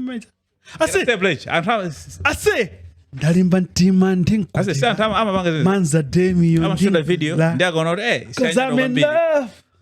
I'm in love. Ndalimba ntima ndinkwatira. Aplantre mwino olimpikira mfa mwimbe maofu anu. Aino olimpikira uda imbe maofu. Because I'm in love with the song. In love with Komaso wamfa angobweza line ya Mazda Demi ndinguli. Animeranga wanisi. Yomanga wanisi. Pa natural so good. Uliso ajina Benz ili mene kuita. Komai at this time Benz you, hey, there's no. Kama usa sen. Honest with you. Suzuki Ato ndinguli. Ndinguli ya matela. Gule kama roweka. I know. I think the guy is blessed. Come on, nen mafandi full set. Yeah. For we've been around for a long time, yeah. Okumbukira hyphen nami chani kumbuka kujalina ngani uji anankabango whatever in the Yes. kana kwana zabweraso nkubuzuru wabanga so buy some rappers so the hyphen machine. Do you think it's the same thing with the honest masin? Honest masin wori anali Armstrong ndeva nova akubwera so ndi face yake ya object ya hyphen ngaludi. No, I think you cannot compare Ujin Onesimus in the hyphen. The timeline also digudi tukumbanga compare with the okay unena kuti ngati hyphen and okay Yankee kuna ajema Yankee ntaina Yankee kena kana zakhanga kuti ziwezi kena kakuna bwaso kuti hyphen antuna mama hyphen amene analentha pakati. Hyphen has never dropped a hit song by himself ever since he became hyphen. Okay, fine. Tell me about it. Armstrong. Let's look at Armstrong. Armstrong to Onesimus, then Onesimus to becoming a secular artist. Boom, hit after hit. Hyphen. All the hits that he has made, Ababa, it's with other people. Tell me his single songs without featuring anybody else, which are hits. I'll wait. You can take your time. That was Yankee. Come on. Yeah, Yankee. No. Take your time. I will wait. I got time. Oh, of course. He has dropped badass verses for people. Crazy verses. He's dope. But tell me his own song which he gave it Tango Dog and that drop a single.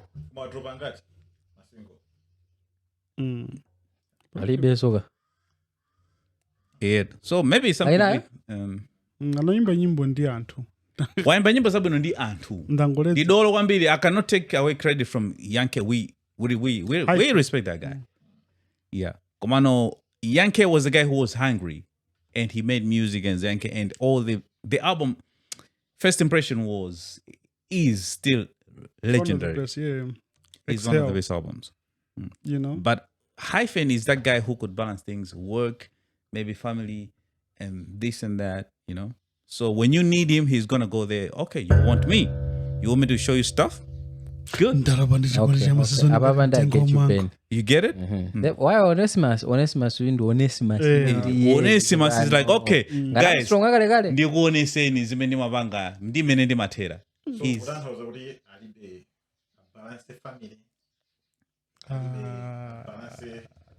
no great. Also, alibe alingana kubeni. And actually, yeah, I think alingana so.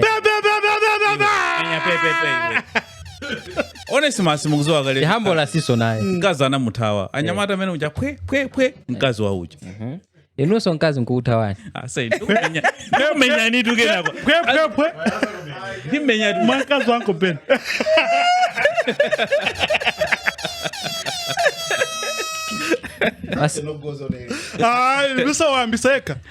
Masimileles. kalimba status lana nkanina nyimbo pa Google. That's a story for me. Oh, What manda? Jonathan. Kudana kanada.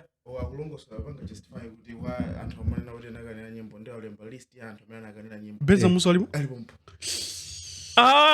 Ineu. Anakani nyimbo ineu. I know, but that's true. Yeah, Jonathan ndikanena nyimbo. I think. anakuza lezo Nakambabwe. nane nako But I didn't take it personal. I knew his principles. He created a show and he had a standard, eh? Unkamuyesa. No, sindikamuyesa, but anali ndi criteria, eh? So it wasn't personal. So like if the song didn't meet the Nyimbo criteria, yanji. ndeti mfe kuti it's only nyimbo one imene song. Nyimbo nyimbo yanji. yanji. Naona ikanayo. komanso I don't even remember. iyeyo rapapa kutchula anthu okuti analikali ndi mayina that time probably Anakana kuda ina crazy G.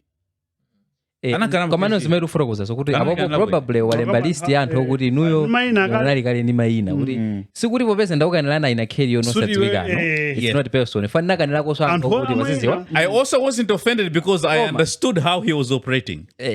You see? Koma. I understood uri. Ina nyimbo yanji. To be honest, I don't remember uri ina nyimbo yanje. Tikhaulitsa. No way, he played that song. Andingonena. There are so many songs he played. Kodi ndenzizana ndani kunoko.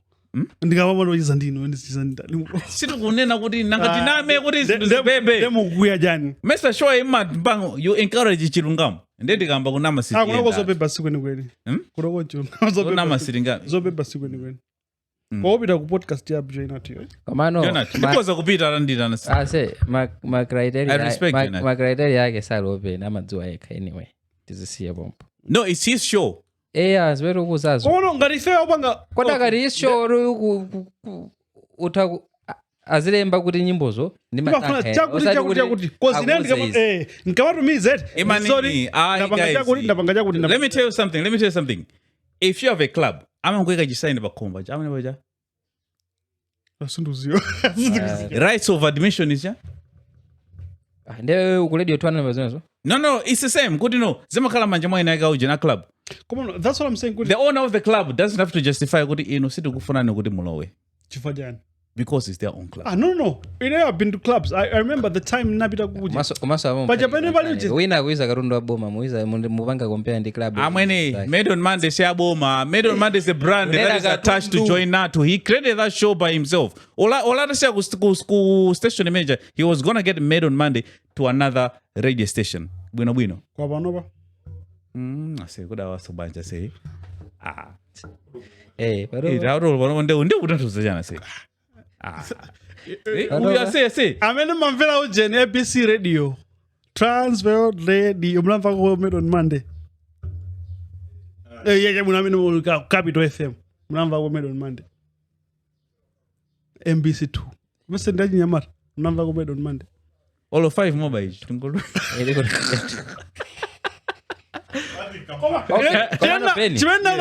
we understand I know kuti munthu uyo anali ndi kuthekera wapeseseti komano the problem is kapena anthu ambiri chimene chimawawa ife tilankhulira anthu amene zimabowa ndiokuti unene zokuti mukamatumiza nyimbo izikhala ndatweke kenako zimuuza wina kuti watumiza nyimbo yako ilibe atweke ilibe atweke nyimbo ichili ndatweke kozi malizo zake makhameno anena zoti the production is poor koma ukadaba kuti apanga nyimbo yokuti production is ndiyo poor so kuposa ni zimene wakana amatokana nyimbo yakwa Sileya ase unena kuti momokuti Sileya anapala ku production So now it was nkhani yongokuza kuti chabuno sumata it wasn't kaya come on you don't need to do that. you have to you have to show yake ka ndi show yako Dude, really dude. Fuse now. Iweyo kufuna kuti akamakana zina zoti takukanira chifukwa chakuti.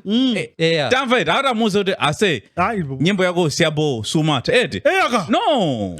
Ase nthawi. Ase no you have to be more professional. Aye just amakulembera amakuzali nyimbo iyi. Kuza zochita. Kuti nyimbo ukaitere. nanga Akamakana tandoti usukaitere ngati Amata kuzali nyimbo Waiona isili pa show ya ine. You can take it to other programs. Pasho panga singa gwi. You can take the song to other kuti nyimbo programs. yako ndi abobo pena panga tukapanga pray But let's get this straight. Umaziwa there is Amadi Born and Bred. Yes. Umaziwa Yeah, James Gumba. Yeah. Big shout out James Gumba. Gumba. Zimene zakanidwa Made on Monday ku Made on Monday zimakapedwa ku Born and eka yes so sutu sumatha umatha Ndiye kuti James Gumba amaona kuti yako inditha Jabobo. kuiplay Yes.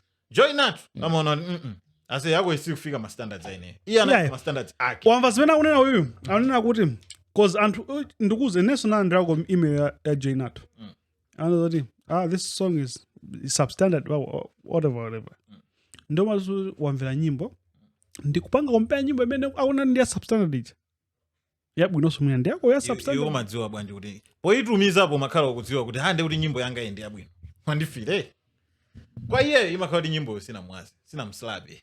I said, to me, to be honest, ineyo ngati pale munthu wa professional kwambiri kumbali ya handling business. Joy Nathu is one of them.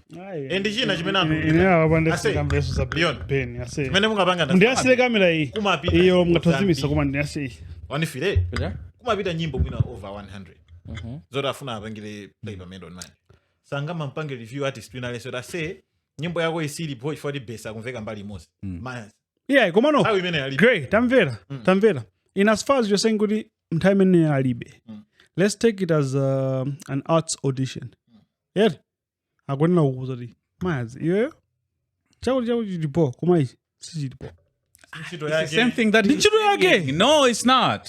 ndi criteria yake okay ndi anene no criteria yake Ntchito anene yake is to have nyimbo zabwino pa Pasho show pake. pake. china chimene ndaona Period. kumadana ndakaladi waona zabodza Eh? waona naona kuti pajamba great afuna imbe nyimbo ya Nkhoso afuna great agent You know, even up to today, I will still submit eyo a singa song. ziyeso zako iwezo ase Yeah. sikuti chanchane ine nimayimba foni Joy ndulusa nyimbo mande zanitumizire amaziwa kuti makaya bwino kwa ku VIP we ona zokhazo ine ndulusa nyimbo yonyasa chifukwa chake okay ndewe mamwimbira foni bwanji popeza zimafunika kungotumiza kuimera timatumiza le kuimera koma foni yachani aliyesa amafunika aimbe foni ziwetu folokoza ife ndiochuka ne musazira zinthu pango ya timati chani privilege yeah No, to be honest, I think- olopa zina zake Bensam atwandipangira komano it doesn't have to be Yeah, that's the that thing. standard, waziziwa. leona We know nganga we ngini get to- yopo iratu I say, Leo, koma ifoti ndine kuti ndi brand Wait, guy. timazwana you produce music video. yes Ntakubwesera nyimbo ya waki. Ya waki, as much as pali ndalama. aya Wekoma. papa ndi imodzi munthu ndamuza kuti we can Wekoma do ita this kuzowa kuti, nyimbo iyi ndiyo nyasa. Inde pali ndalama. Kwa video yake, ibeba bwanji. Wandipesese? one. ehe So, I'm struggling with that panopo you see, Komano munthu so you mean those things nyimbo yesilinga you would want not to attach yourself. komano okay so that that's brand. what Leon is saying kuti nyimboyi ndoti ungatisumpa zifukwa zake nyimboyi sindijambula chifukwa cha Easy. Of course amaendera nyimbo zambiri komano ngati akuza kuti production silipo so zoti nyimbo Akuna unene waimvera ase. and wakuza production silipo wapesesa and chola kuya chimene chocho chudabo kuti kulisola kuya zapo sabene po anthu All right, akaipangabe fine. Let's be realistic. Fine. This is side ya Joy Nathu, right? Now, let's be the artist. If you're the artist, what tapanga nyimbo ija? Do you know what sima artist ambiri amene amachitenga chimenecho kuti Eh, of course tazionapo Yeah, and timanena they're nyimbo za anthu pano anthu amatukwana anthu amatinena pa Twitter So why would you be the one going through that route every time? Would you get a song using their work? Apanga ma vocals ako sali bo. Work on your vocals. Do you know how many people cannot take that well? Almost over 90%. They like go to apanga ma vocals ako ndesana. Apanga the production ako ndi apo. Go to a better producer. You would rather just say, your song is not fit. See, wanga feedback criteria ya show ya ile. kamene tamango panga Try it, best Bujani. Leon. kamene mulankhula apa Leon conflict of interest tend to be This is a conflict of tend to be interest. I'm the just UK trying as tend to be the timalize UK show tend to be the UK Maonado. conflict of interest How now? fucking hell I have a song that this is Joy Nathu nitafuna kwetu Lusan. fuck you also why is it not out Mubange gave the music video for the song which Okay, you and said then you would do from my for take, 21,000. Excuse. Maybe just a summary. Yeah. Titenge about criteria hapo, right? I feel like it's like Podcastmalawi, right? And to Amazon, kumabira ma guest order. Pashoya ina Brandon utobira guest yako. Pashoya ina Ngugi babira magai onega mwagoti. Pashoya ina Bridget babira antu onega mwagoti criteria, yes right? I Because think that each and sums it up. yes, each and everything else has its own thing. So what these guys are saying is they don't know what that criteria is. is they create Because criteria still open. Yamagonena Woody, Lero apa Siyasho Wait. yanga. Lero sichikugwira because it's not there. And the people don't know what the criteria is. But if it was open, people. Ndero anthu akawapanga zawo zomwe zawo wanga fit. I think it's and zizichepetsa nyimbo zopitako Yaka. Komano, that criteria is not there. koma usati foni munthu asakatumize nyimbo wandiimbira kale foni It's Mr. like Grey only that criteria, it's all- criteria imeneyo Imakanga criteria ili Mutu mwakemo imasintha amene koza se ndikuze. But many if we always know good aina Brandon criteria yawo ndiode. Aina Ngugi criteria yawo ndiode. It's open, it's Yeah, right there. because at the end of the day ndikuze it's not All right. shit. Fine. I get your point. Ndamvera.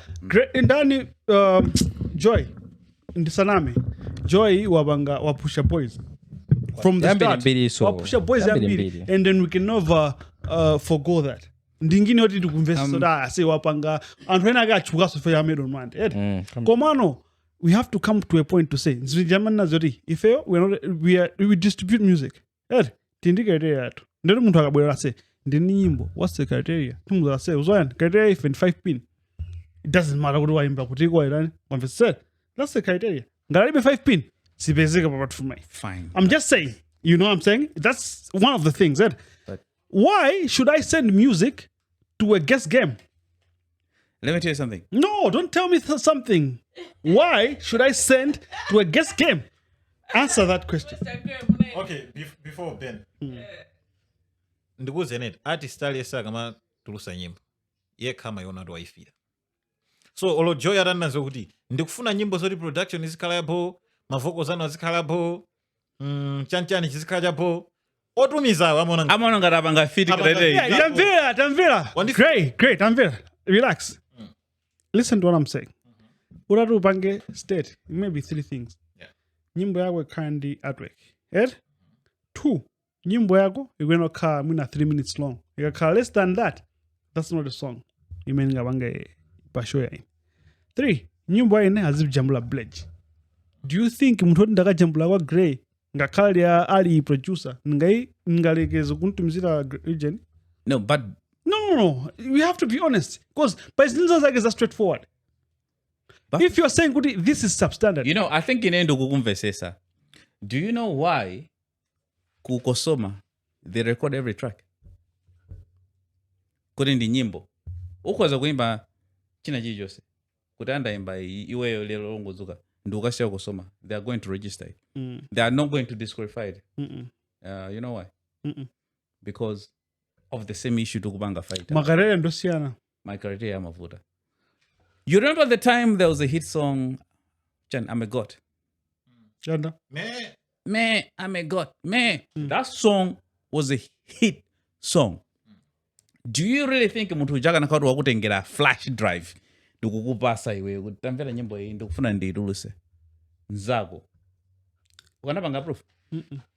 One verse is that is the reason why this fight is there. It's difficult to quantify creativity. Yeah, and that's what I'm saying. It's not about creativity.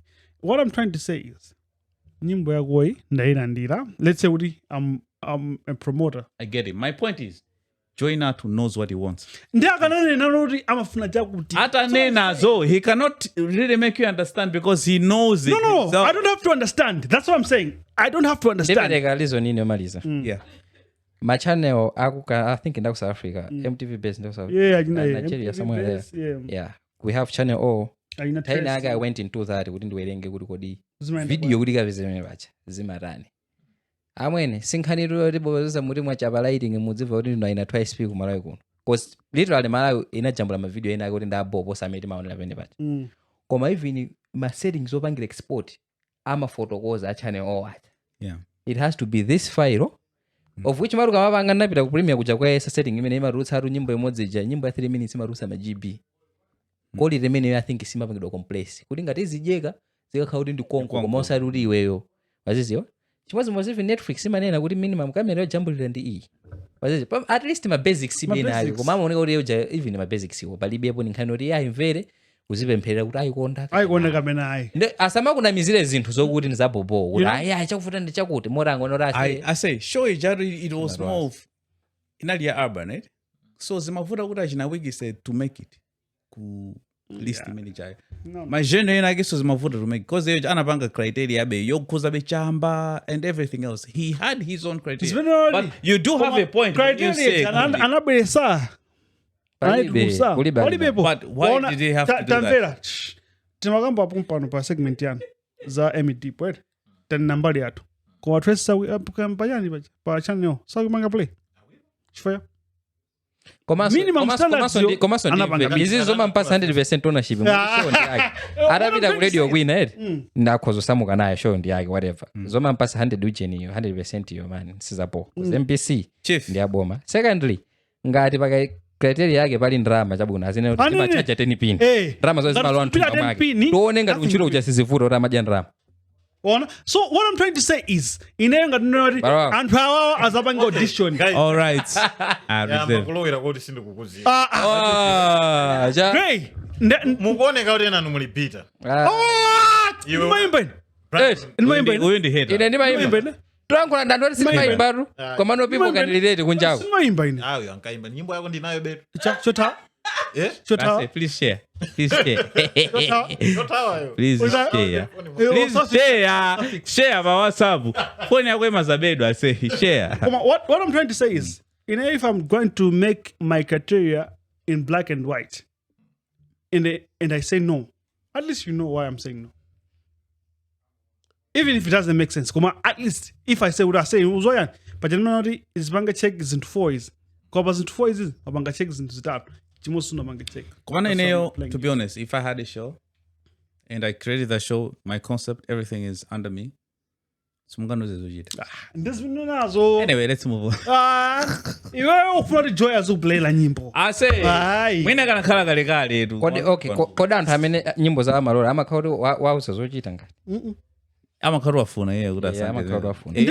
It's all about Which kufuna. atozika nazo nyimbo zomwezo wala Exactly my point. zoene nazo kuti palibe criteria ukanangovomereza Ona? that's the thing Tingote, palibe criteria ukatumiza pempherera ubale wako ndi wa joy kapena pempherera mwayi koma zilibe criteria that's it brother Pamenepo. Because men mujoti ine ubale wa joy ndine suti ningamadane.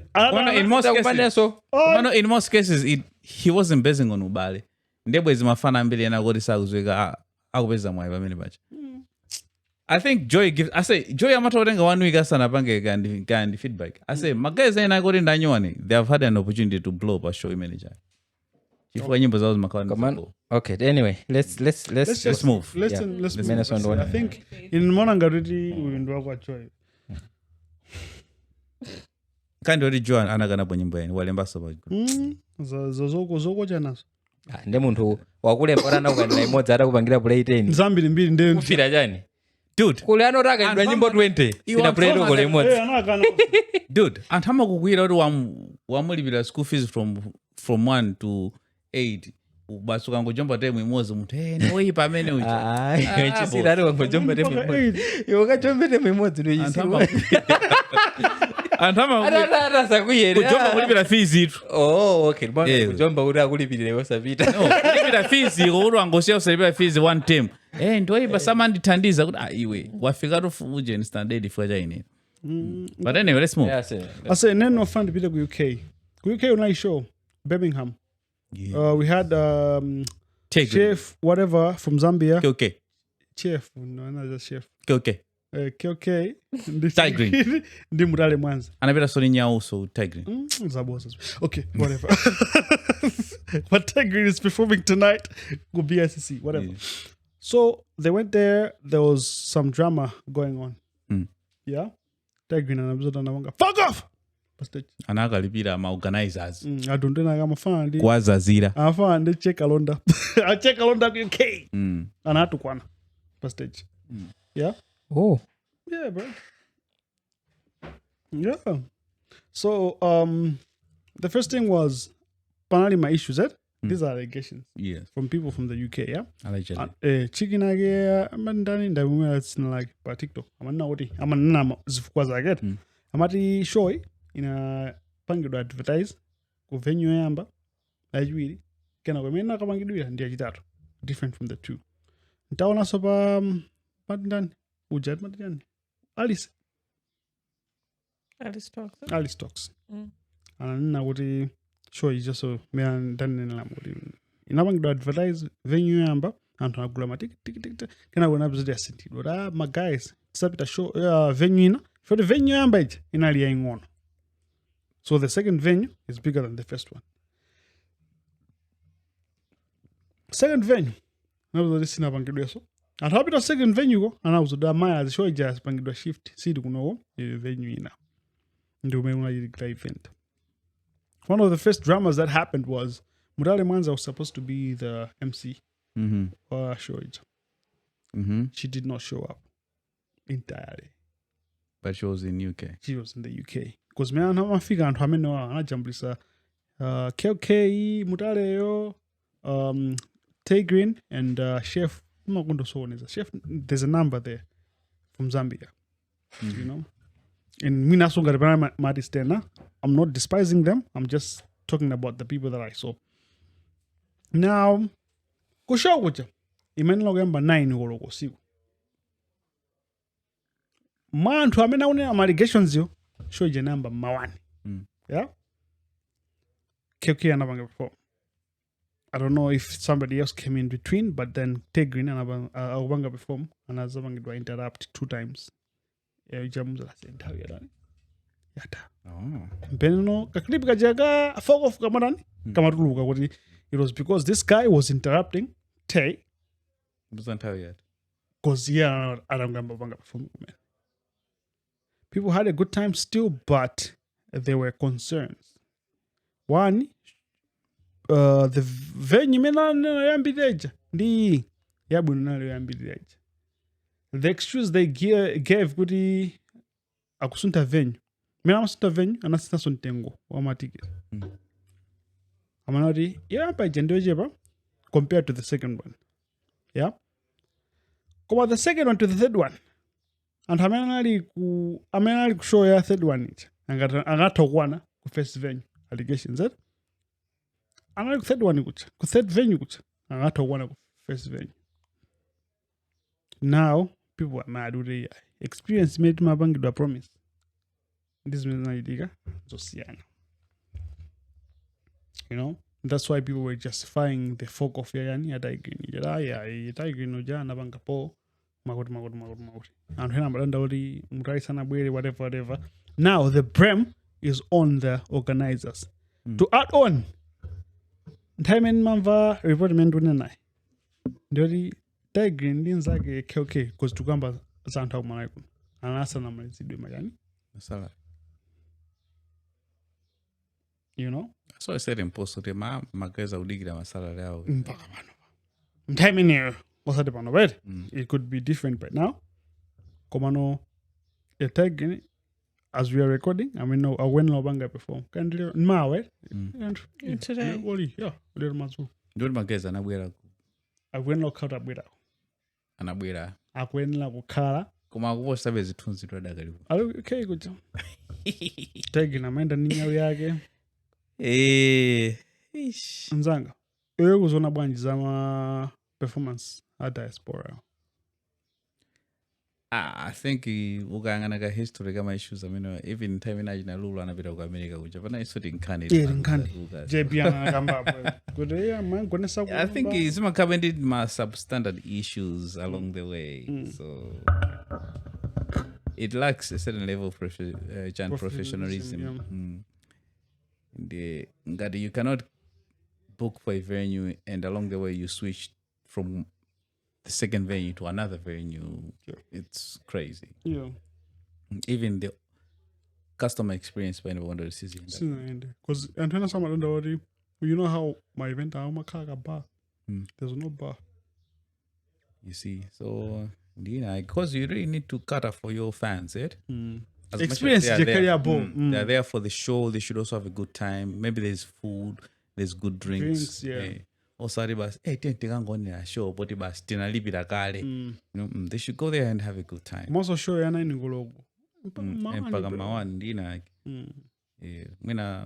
Tay was one of the main cast there, and there's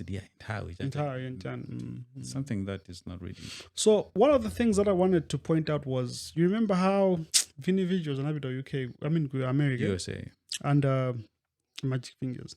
You know, I understand really, but my services in UK go in the Western world, they're expensive as compared to Malawi.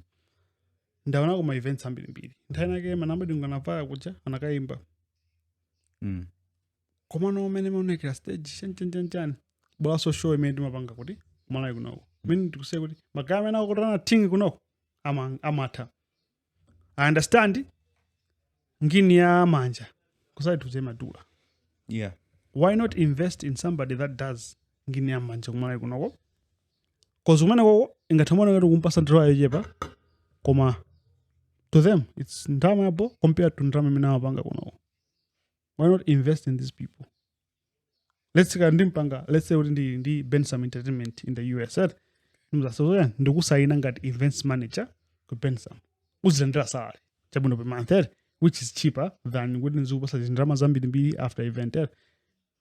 Why not invest in that? My boys, my Malawians, cause nzwedina nena tinamva kuti anthu akamapita kunjaku amakhala kuti ndi ma Malawians there.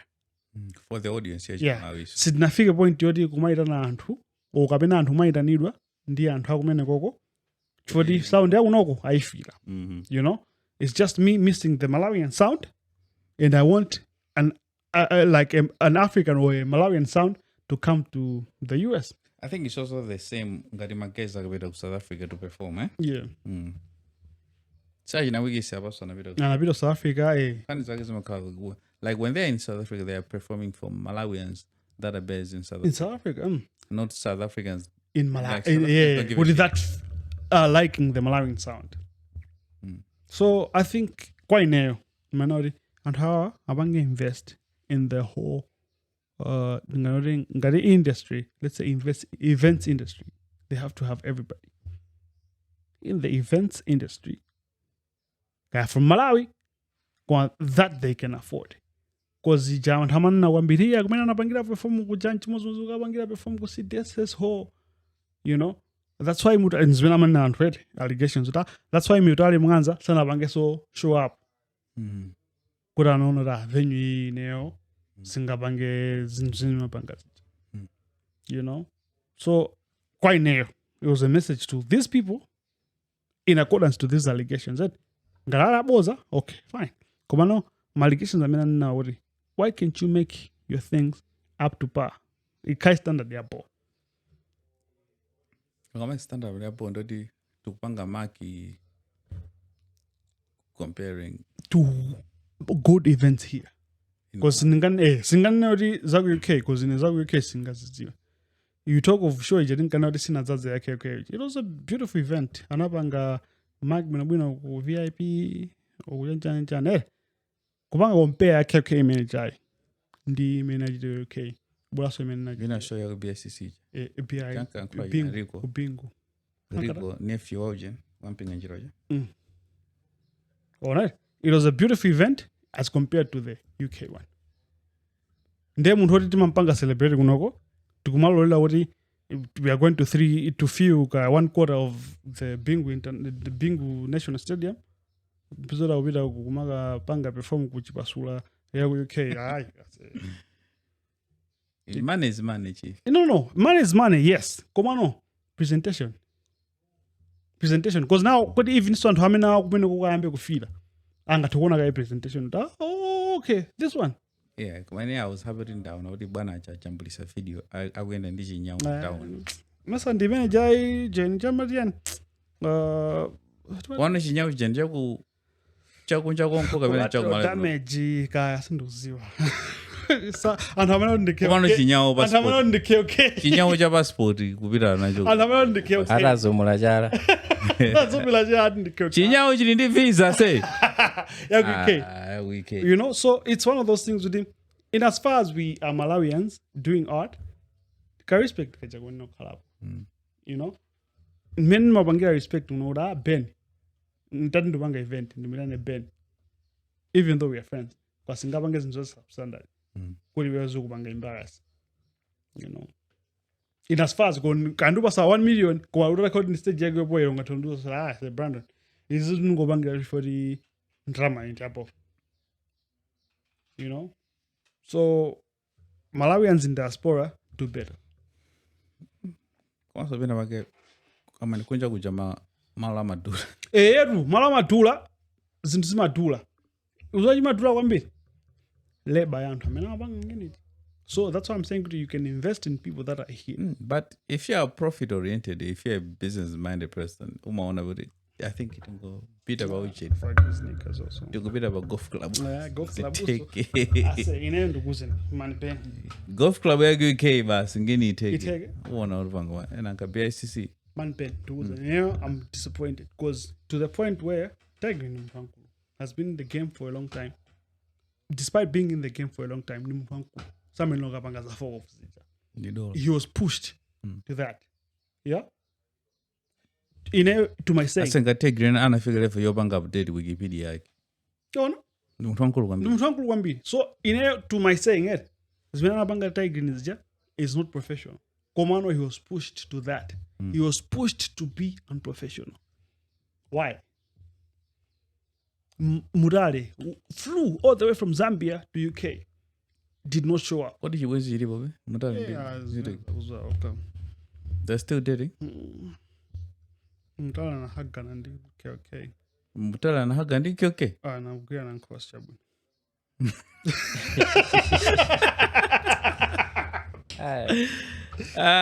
Guys. Kuma ningonena zaji bwenza wansindi kuziwa.